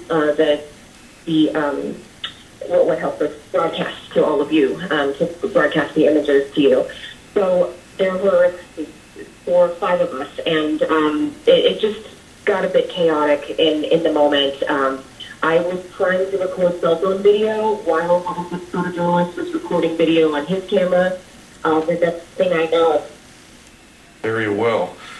When I was a young cop, and Mark will attest to his doing the same thing, I had many street murders, bar murders. If I showed up on the street, there was a man with a shotgun who had shot another man 3 times.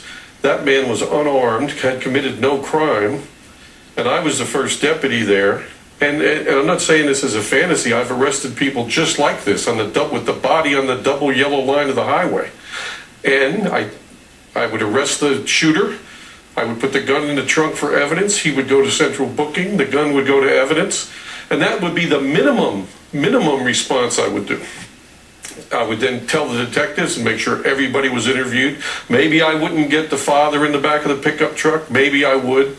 But I would at least get the shooter with an unarmed man dead in the street who committed no crime. When a police chief... Property, including churches, all allegedly in the name of George Floyd, in horror. Liberal Democrat mayors and governors have surrendered to rioters, anarchists, and looters, allowing them to blow off steam. We sat stunned watching the 3rd Precinct Police in Minneapolis literally run out by these anarchists. We watched the same happen in Seattle on the mayor's order, thinking, this can't be America. This must be some 3rd world country. We cannot have it. Now, permit me a politically incorrect question.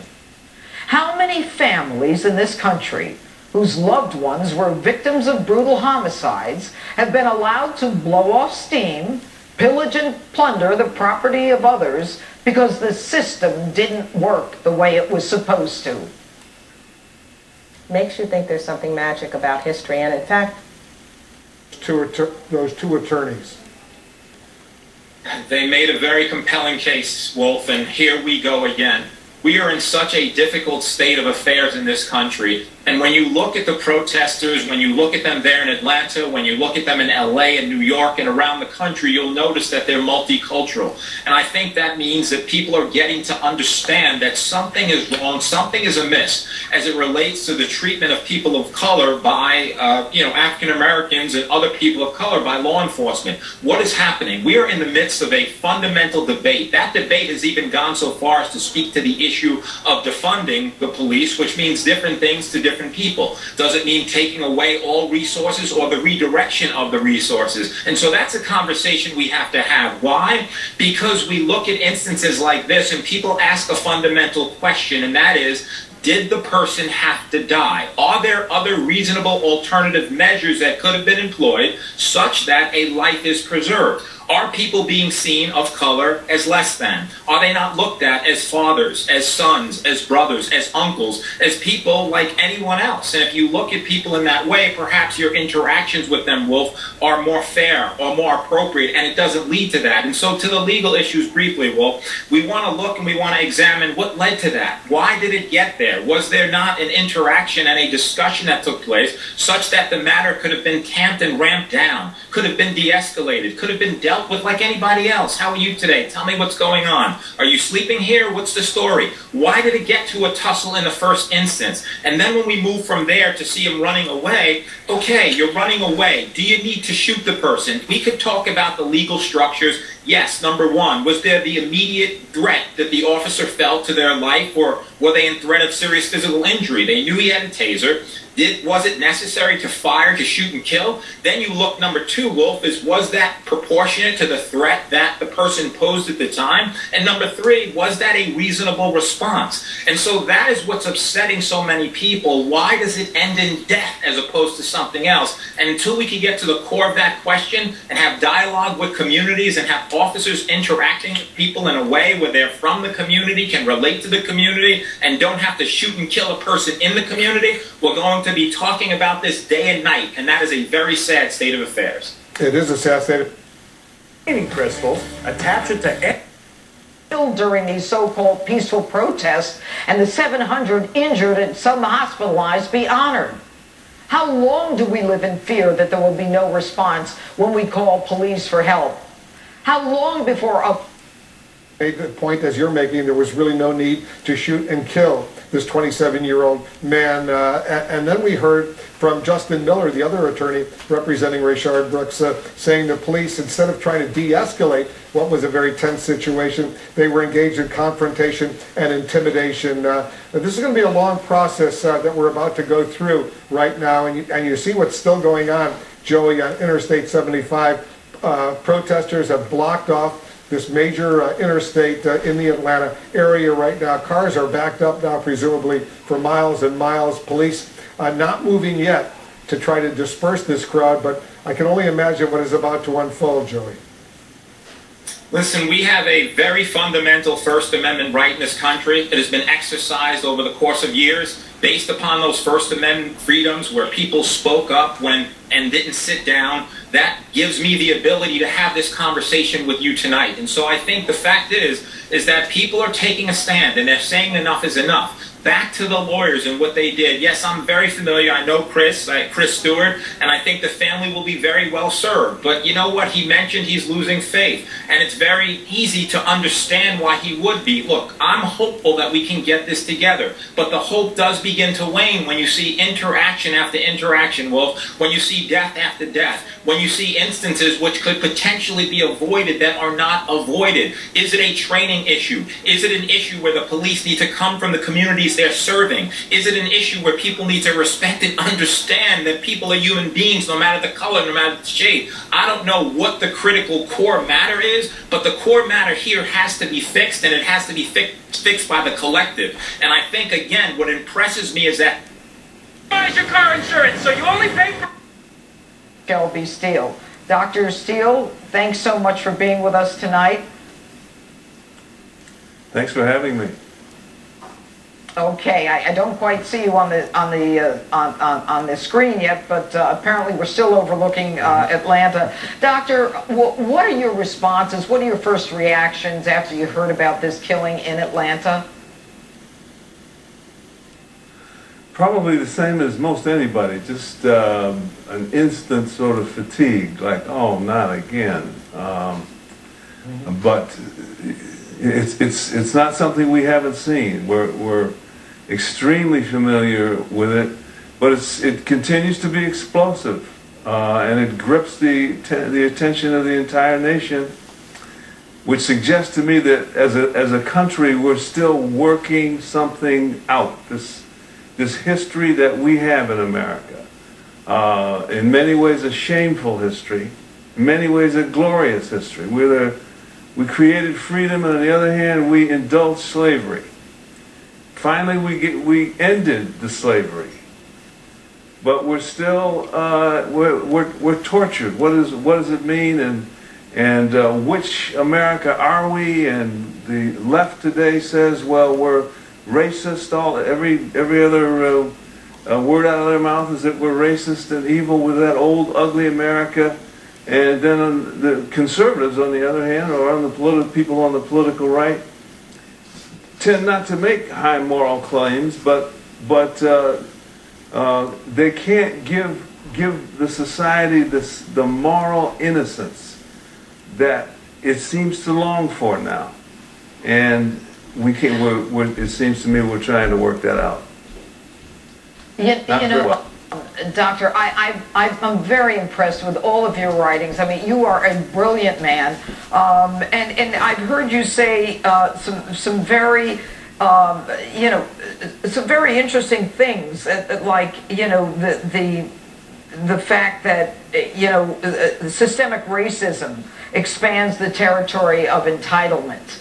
Do you think that America is a racist country? No, I think it once was, and I think because we are a great country and chose to redeem ourselves from that past, that we reconfigured power in American life. And a lot of what I think we see going on today makes no sense except as a power grab. The left is saying this country is shameful. We deserve power because we're innocent of that ugly past. We want no racism. We want no sexism. We want, we're innocent, innocent, innocent. The other side says we want law and order. And they're absolutely right. They're not claiming the high ground as they do on the left. And at this moment, as we speak, we see the enormous power the left has in simply claiming themselves to be more innocent than the rest of us. Political correctness, in many ways, is taken over the universities, taken over one institution in America after another, where you are required to basically express your innocence of America's past.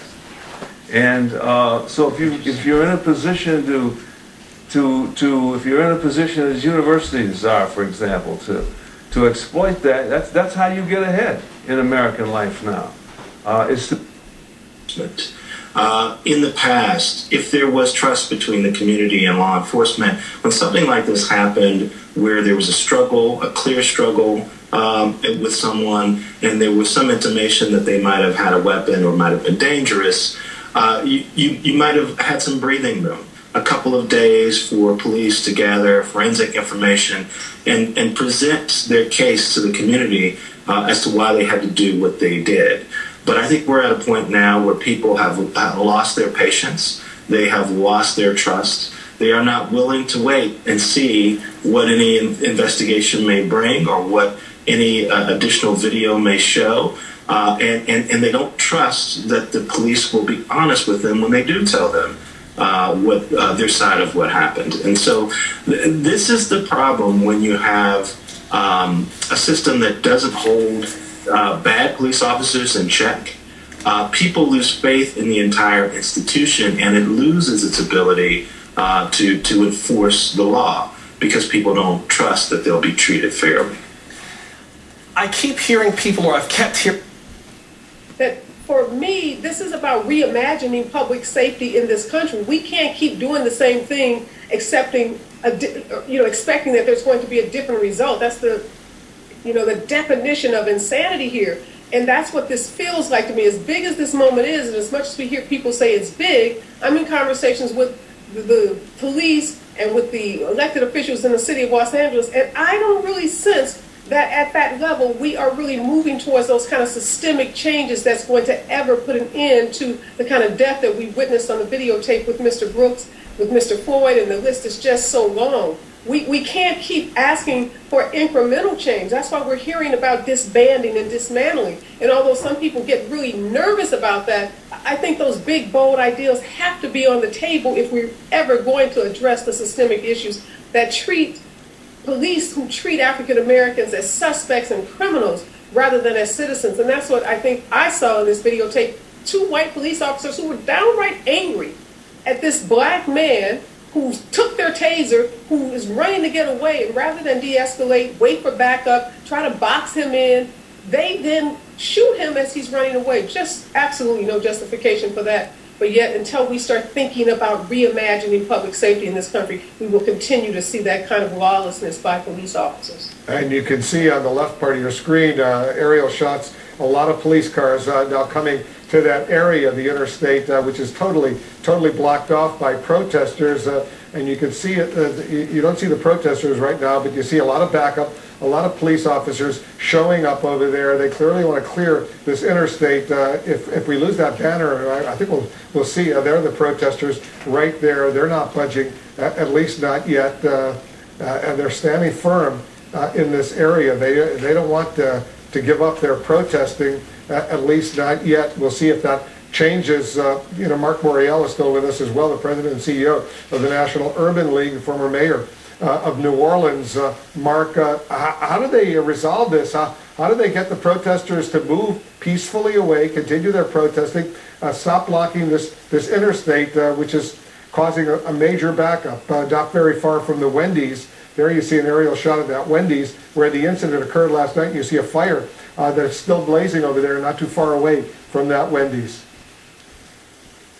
Communities in a mood to easily cooperate with the police when the anger and the outrage is directed at the police in the aftermath of the death of this man. Wolf, I think that this is not going to be an easy situation to do. Shopping by a Jeep Duck. Why bother mastering something? Because when you want... When this gentleman was stopped, or when this gentleman first encountered the police, they had an option. If he was sleeping in his car, one option would have been to call EMS, to call for a wellness check. And when we talk about a reimagination of policing, part of this is to find different ways to respond to situations in communities as opposed to the police responding. And in this instance, this gentleman may have needed medical attention. In this instance, as one earlier commentator offered an observation, he could have been asked to pull his car to the side. The officers could have assisted him in finding his way home. If they did not conduct the field sobriety test, as some of the witnesses have indicated, then what probable cause did they have to detain him or to arrest him? So we need to make sure we look at the brunt of this case, because obviously the escalation of the incident appears to have been caused by the actions of the officers. But this reimagination of policing, which I strongly support, this rethinking of policing has to take place at the local level. And I think mayors... Outer layer is a... Sign says... Temperature all night. The nomination of my party for another term as suggest that courts take a very careful look at these takings challenges, because while courts may, as so there's a lot to do, and I think the protests are simply going to continue for the foreseeable future, Wolf, because people are finding their voice. They're finding a way to express themselves on a very difficult issue, and they're standing up to racism. They're standing up to hatred, and the police and police brutality and police misconduct is the linchpin in this country. Those protests, and I went to the one in Washington, D.C. Earlier today, are like a community gathering with young people, older people, people from all backgrounds. It was a powerful sight. It was a positive sight as people rally for a positive cause. Sometimes the pictures, which may focus on the conflict, don't capture the essence of what most people are out there protesting for. All right, everybody stand by. We're looking at these live pictures coming from Atlanta right now. We want to once again welcome our viewers here in the United States and around the world. I'm Wolf Blitzer here in Washington. This is a special edition of the Situation Room, and we've been following the breaking news in Atlanta. It's been a site of protest for 19 straight days following the killing of George Floyd. But tonight, a new name being chanted there, that name being Rayshard Brooks. Right now, protesters, they've shut down an entire interstate in the Atlanta area, Interstate 75. They also have appeared to have set a fire. They're looting where Rayshard Brooks was shot and killed last night during a police altercation. That's at that Wendy's drive-through, that restaurant that occurred last night. The Georgia Bureau of Investigation says police were called around 10:30 p.m. last night about a man sleeping in a car in a Wendy's drive-through. Police say Brooks failed a field sobriety test. His lawyers now, they deny that. Then they say he resisted arrest. We have videos of what ensued, and I'm going to walk you through the videos right now, but I want to warn our viewers here in the United States and around the world, the videos are disturbing. Look at this one. In this video taken by a bystander, you can see a struggle. The yellow object in the officer's hand is a taser. Eventually, Brooks appears to swing at an officer before taking off with his taser. Watch this.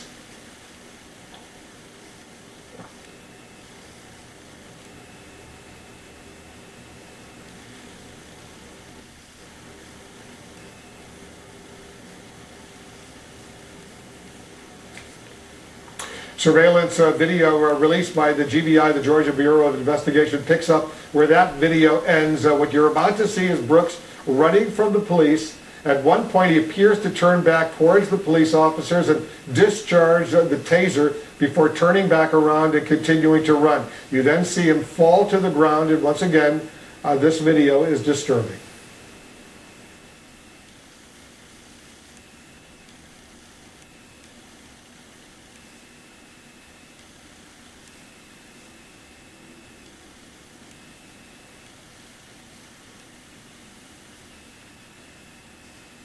Here's the moment Rayshard Brooks appears to discharge the taser, and the officer fires once more in slow motion.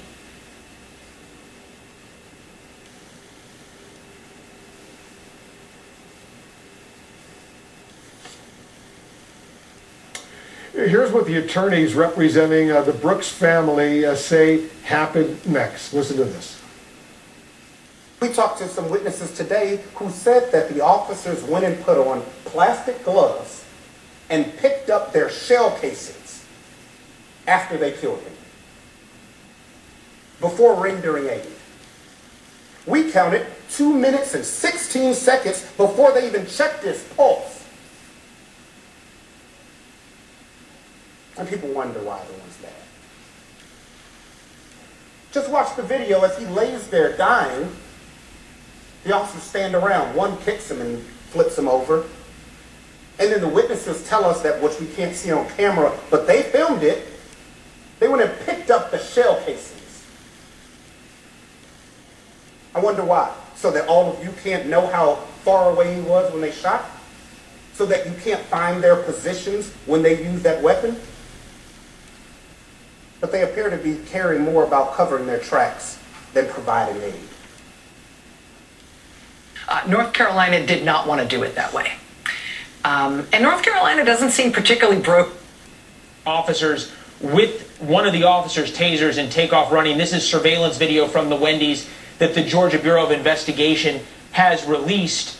And you think about just the split-second decisions that were made by these officers as this went down.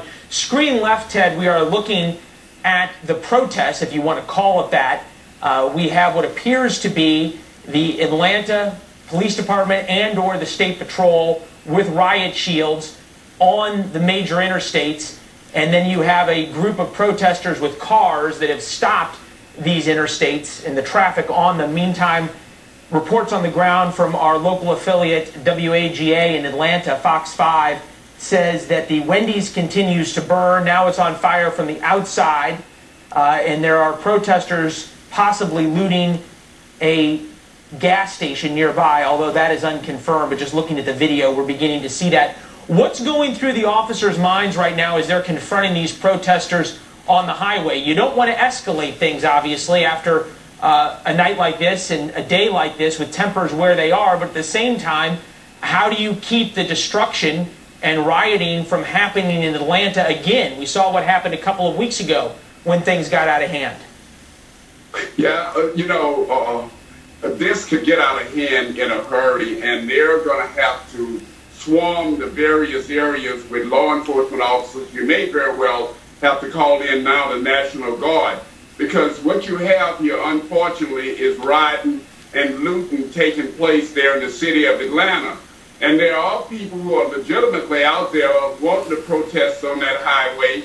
And then you have other individuals out there who are more or less using this incident, this 75 to allow traffic to resume, but that standoff clearly is continuing right now. Natasha, once again, explain what you know, and you've spoken to the family, you've spoken... And not wearing masks. So it won't be in Charlottesville. Yeah, you know, that's when it was earlier in the evening, I even saw families out there with their babies. They had brought their children to protest peace. We'll work on using the nouns appropriately in this, but what is the decision for the Atlanta, you'd say the police chief, but she resigned this morning. So whoever in charge making those tactical and strategic decisions, what is the right amount of force to exert to keep the career criminals and the arsonists and the looters from running amok in Atlanta tonight versus we see some fireworks going off there around the Wendy's, which is what we saw during the riots and the more violent things that happened over the events of the past 2 weeks. But what is going through the Atlanta Police Command mind right now to bring control without further escalating the situation? They're trying to decide the key parts of the city that need to be protected no matter what. So, for example, arterial routes like interstates are important to keep clear.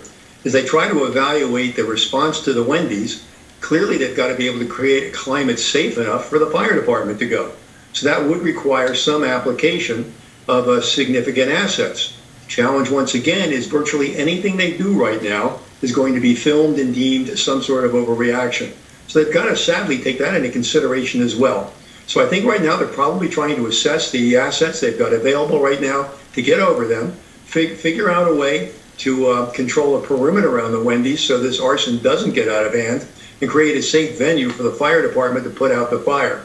After that, they're probably going to be dealing with a very fluid situation because small groups will undoubtedly break off from the larger groups and be opportunistic in their choices of places to perhaps loot and burn. And for that perspective, having sufficient air to keep eyes on small groups and direct the officers to where the... Didn't touch them. They could have saved his life. So more information will keep coming out, and we'll get down to the bottom of it, and we'll await the word from the district attorney on if charges come in. Yeah, it looks like that traffic is beginning to move on that interstate over there. You can see the Wendy's. It's still blazing. It's still on fire right now. I don't see any firefighters on the scene at all. Very disturbing development. Chris Stewart, I know you got a lot going on. It was kind of you to join us. Our viewers here in the United States and around the world are grateful to you. Thank you so much. You want to make a final point before I let you go? Just don't lose faith. anybody. Just don't lose faith in that answers and change will come as long as we keep demanding it. No, we're not going to lose faith. We're going to demand change, and we're with you. Thank you so much, L. Chris Stewart. He's representing the family of Rayshard Brooks, the 27-year-old who was killed by police last night in Atlanta. These are live pictures we're seeing right now. We're watching all of this unfold. Still a very, very tense situation unfolding in Atlanta. Let's take a quick break, resume our special coverage right after this.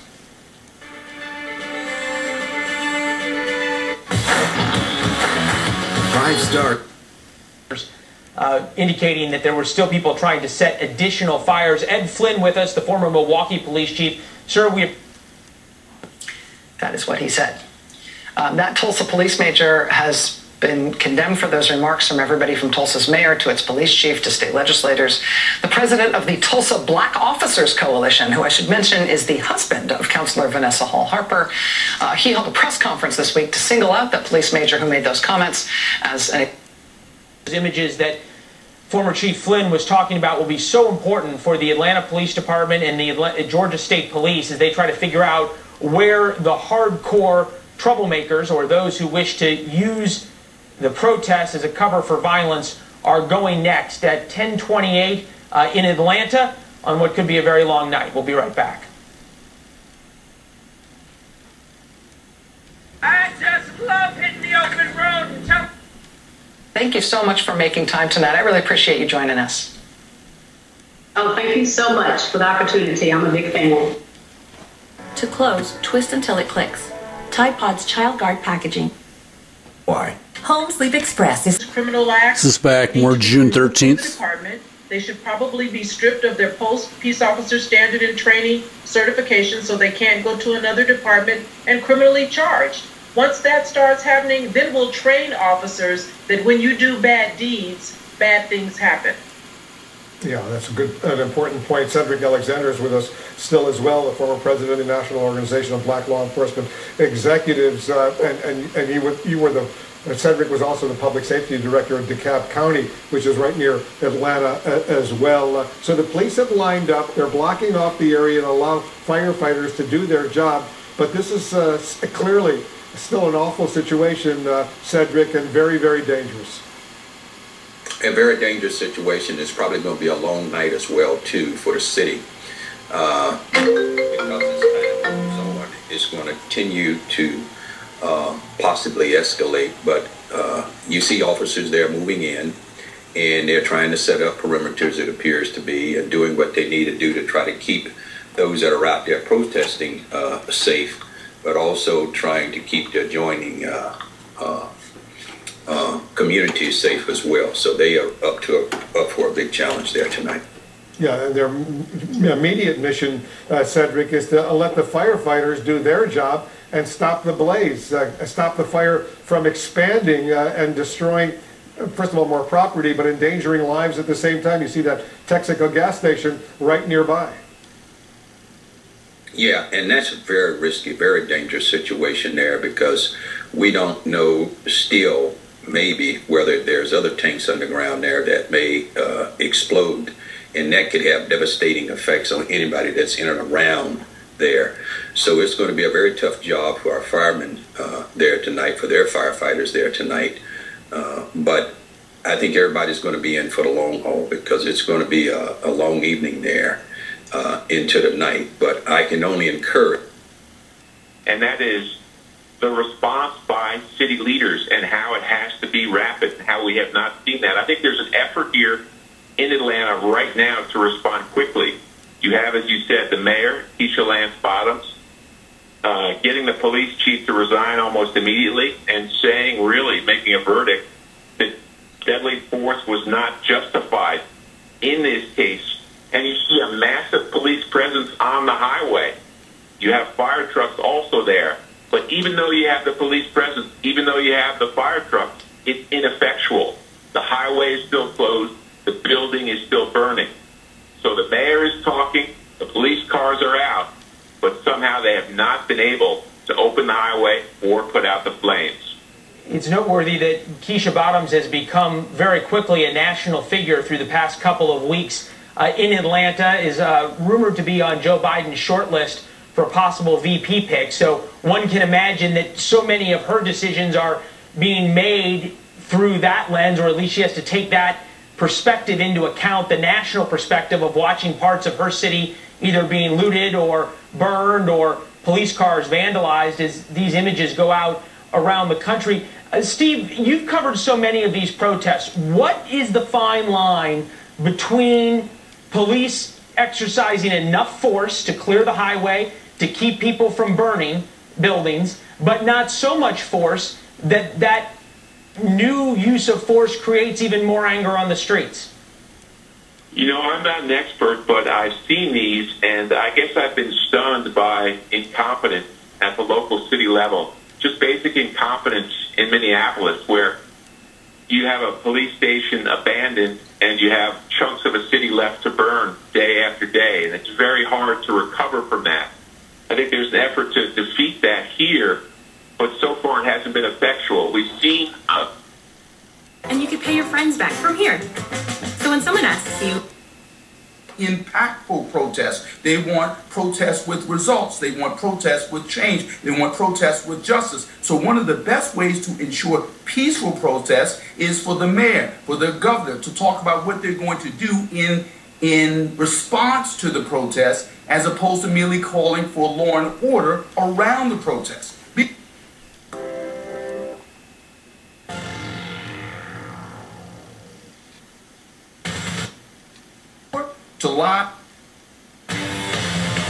President Trump spoke at the West Point graduation ceremony today. It was a traditional event with a new twist in light of COVID-19. The president's remarks were typical for a West Point commencement. He praised the institution as a symbol of American values and thanked the graduates for their service. But the graduates were already second lieutenants. They received their commissions digitally this year due to the pandemic. The president also thanked the military for helping to confront COVID. I want to take this opportunity to thank all members of America's armed forces in every branch, active duty, National Guard, and Reserve. Police chiefs, we need to have law enforcement out front calling for as much change as quickly as possible and taking the side of protesters as opposed to merely taking a knee with protesters. Yeah, it's been almost 3 weeks since George Floyd was killed. A police officer having his knee on his neck for almost 9 minutes, 8 minutes and 46 seconds. And now we're seeing what's happening in Atlanta with Rayshard Brooks, 27 years old. He was shot and killed by a police officer at a Wendy's, which is now engulfed in flames. We'll take a quick break. Our special coverage here in the Situation Room will continue right after this.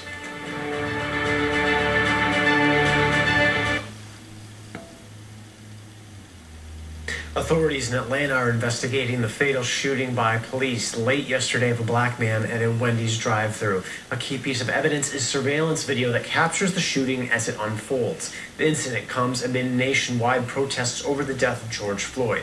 Tanya Backus reports. This video shows two white Atlanta police officers wrestling with 27-year-old Rayshard Brooks at a Wendy's drive-thru Friday night. Brooks gets one of the cops' tasers and runs with the officers in pursuit. Surveillance video shows what happens next. It appears to the eye that he points the taser at the Atlanta officer. At that point, the Atlanta officer reaches down and retrieves his weapon from his holster, discharges it, strikes Mr. Brooks there on the parking lot, and he goes down. Brooks died at the hospital. I do not believe that this was a justified use of deadly force and have called for the immediate termination of the officer. Authorities say the incident began late Friday when police were called about a person asleep in his car blocking the Wendy's drive-thru lane. The mayor says after a series of questions and administering a sobriety test, officers attempted to arrest Mr. Brooks. Cell phone video shows the shooting's aftermath. I saw y'all talking to him for 20 minutes, dude. Unarmed, and you pull a gun, dude? Wow. Wow.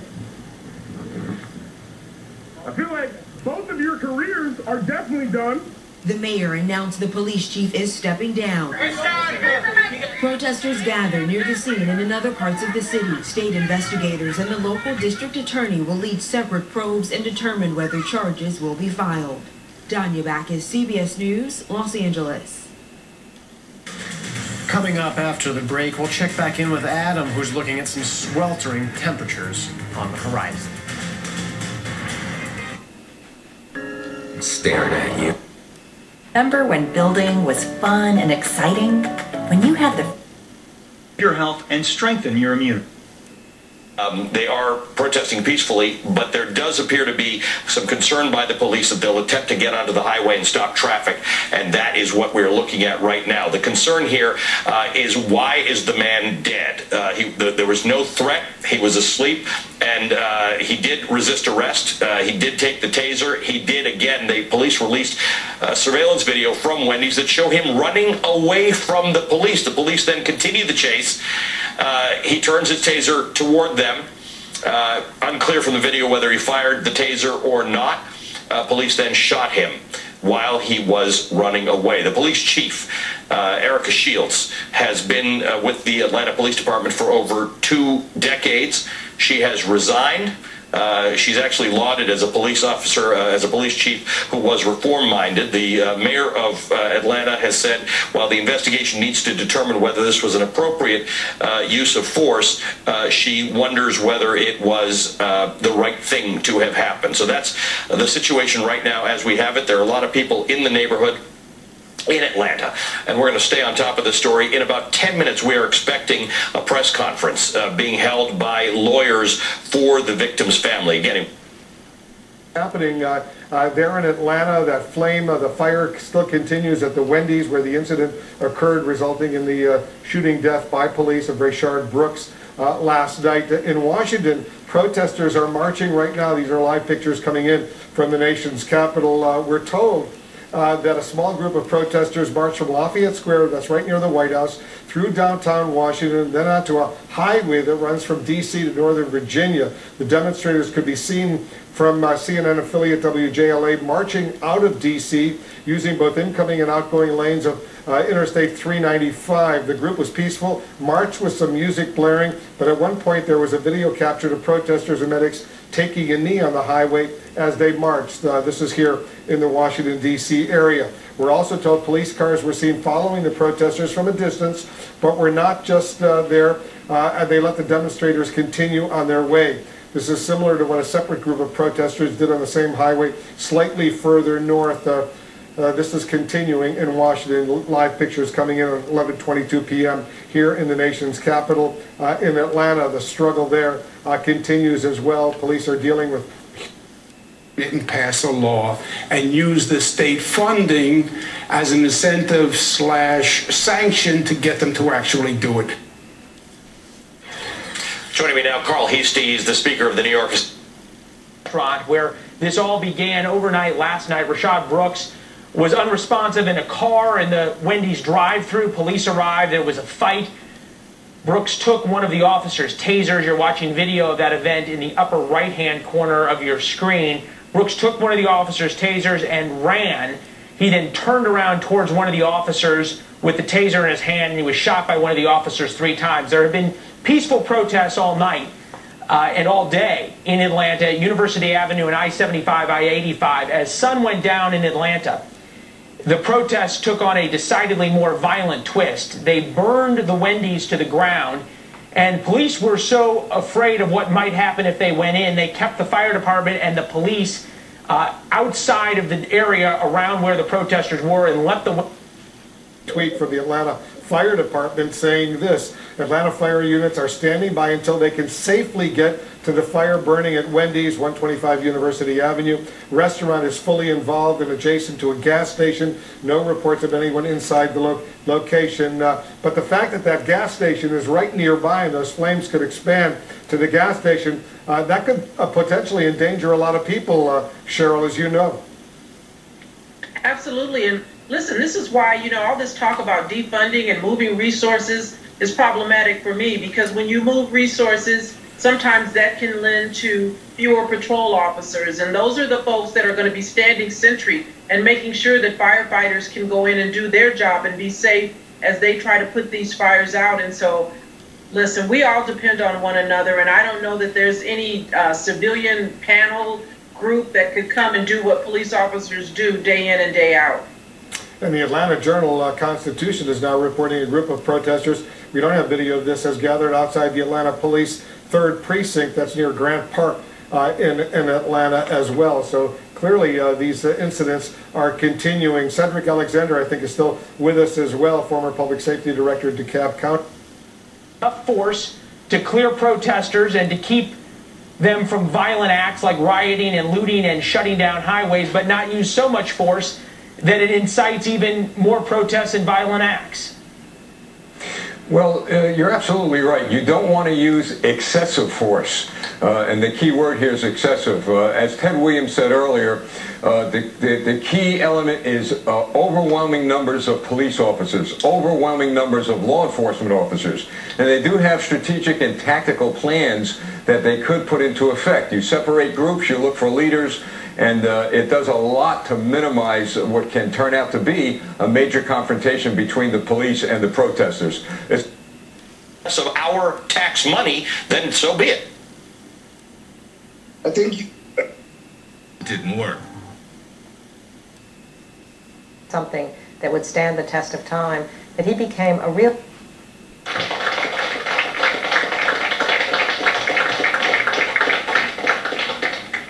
Tomorrow, America will celebrate a very important anniversary, the 245th birthday of the United States Army. Unrelated, going to be my birthday also. I don't know if that happened by accident. Did that happen by accident? People are feeling that they cannot trust police in many parts of our communities across this country. And that it should be problematic, not just for those communities, but for this entire nation, because this truly is an American problem that we're going to have to address at all levels of government, federal level, state level, and local level, tribal levels, all of them. But let me say this as a former police executive. When you start talking accountability, accountability runs from the elected officials, appointed officials, police chiefs, right on down to the last person hired. There has to be accountability up and line, up and down the chain of command. And in order to have good policing, we have to make sure that we're recruiting the right persons, people who have a sense of community as guardians and not as warriors. And we also have to make sure that we train them well, and they have to be supervised well. And we have to place them in police environments in which they will have an opportunity to grow with some sense of balance and not be prejudiced by anyone around anything, around any isms. And that requires good supervision, and it requires unique leadership from the top of that organizations.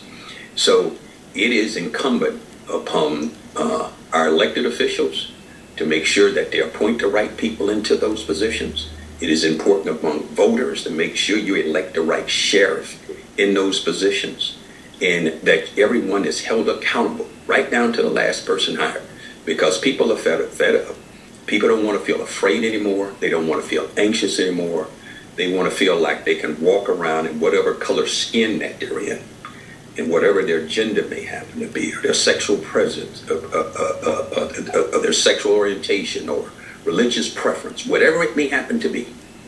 People should be able not to fear anyone, and certainly not fear public safety. Yeah, clearly a very tense situation continuing in Atlanta right now, and I suspect Cedric Alexander is right. This is going to continue late into the night. We're staying on top. Rush to judgment, and we could end up seeing a problem that should not have been grown into what it is right now. It's just better for everyone to calm down. Our political leaders, our clerks, important at this hour, community leaders to get together with the police. Look, most of our cops are good. This could be a good cop, you know, and we have to remember that these are our heroes out there every day on the lines fighting to do what? Save all of us, to protect all of us. So the will never be stolen. Our freedoms will never be trampled. Our destiny will never be denied. And the United States of America will never be defeated. Tax-free. That's called tax loss harvesting. Arrest the police, according to the ABC affiliate in Atlanta, Georgia, with at least unconfirmed reports of protests growing at police stations in Atlanta. We'll be right back. If you have a garden, you know weeds are low down. Gay vote. It's the... Presented by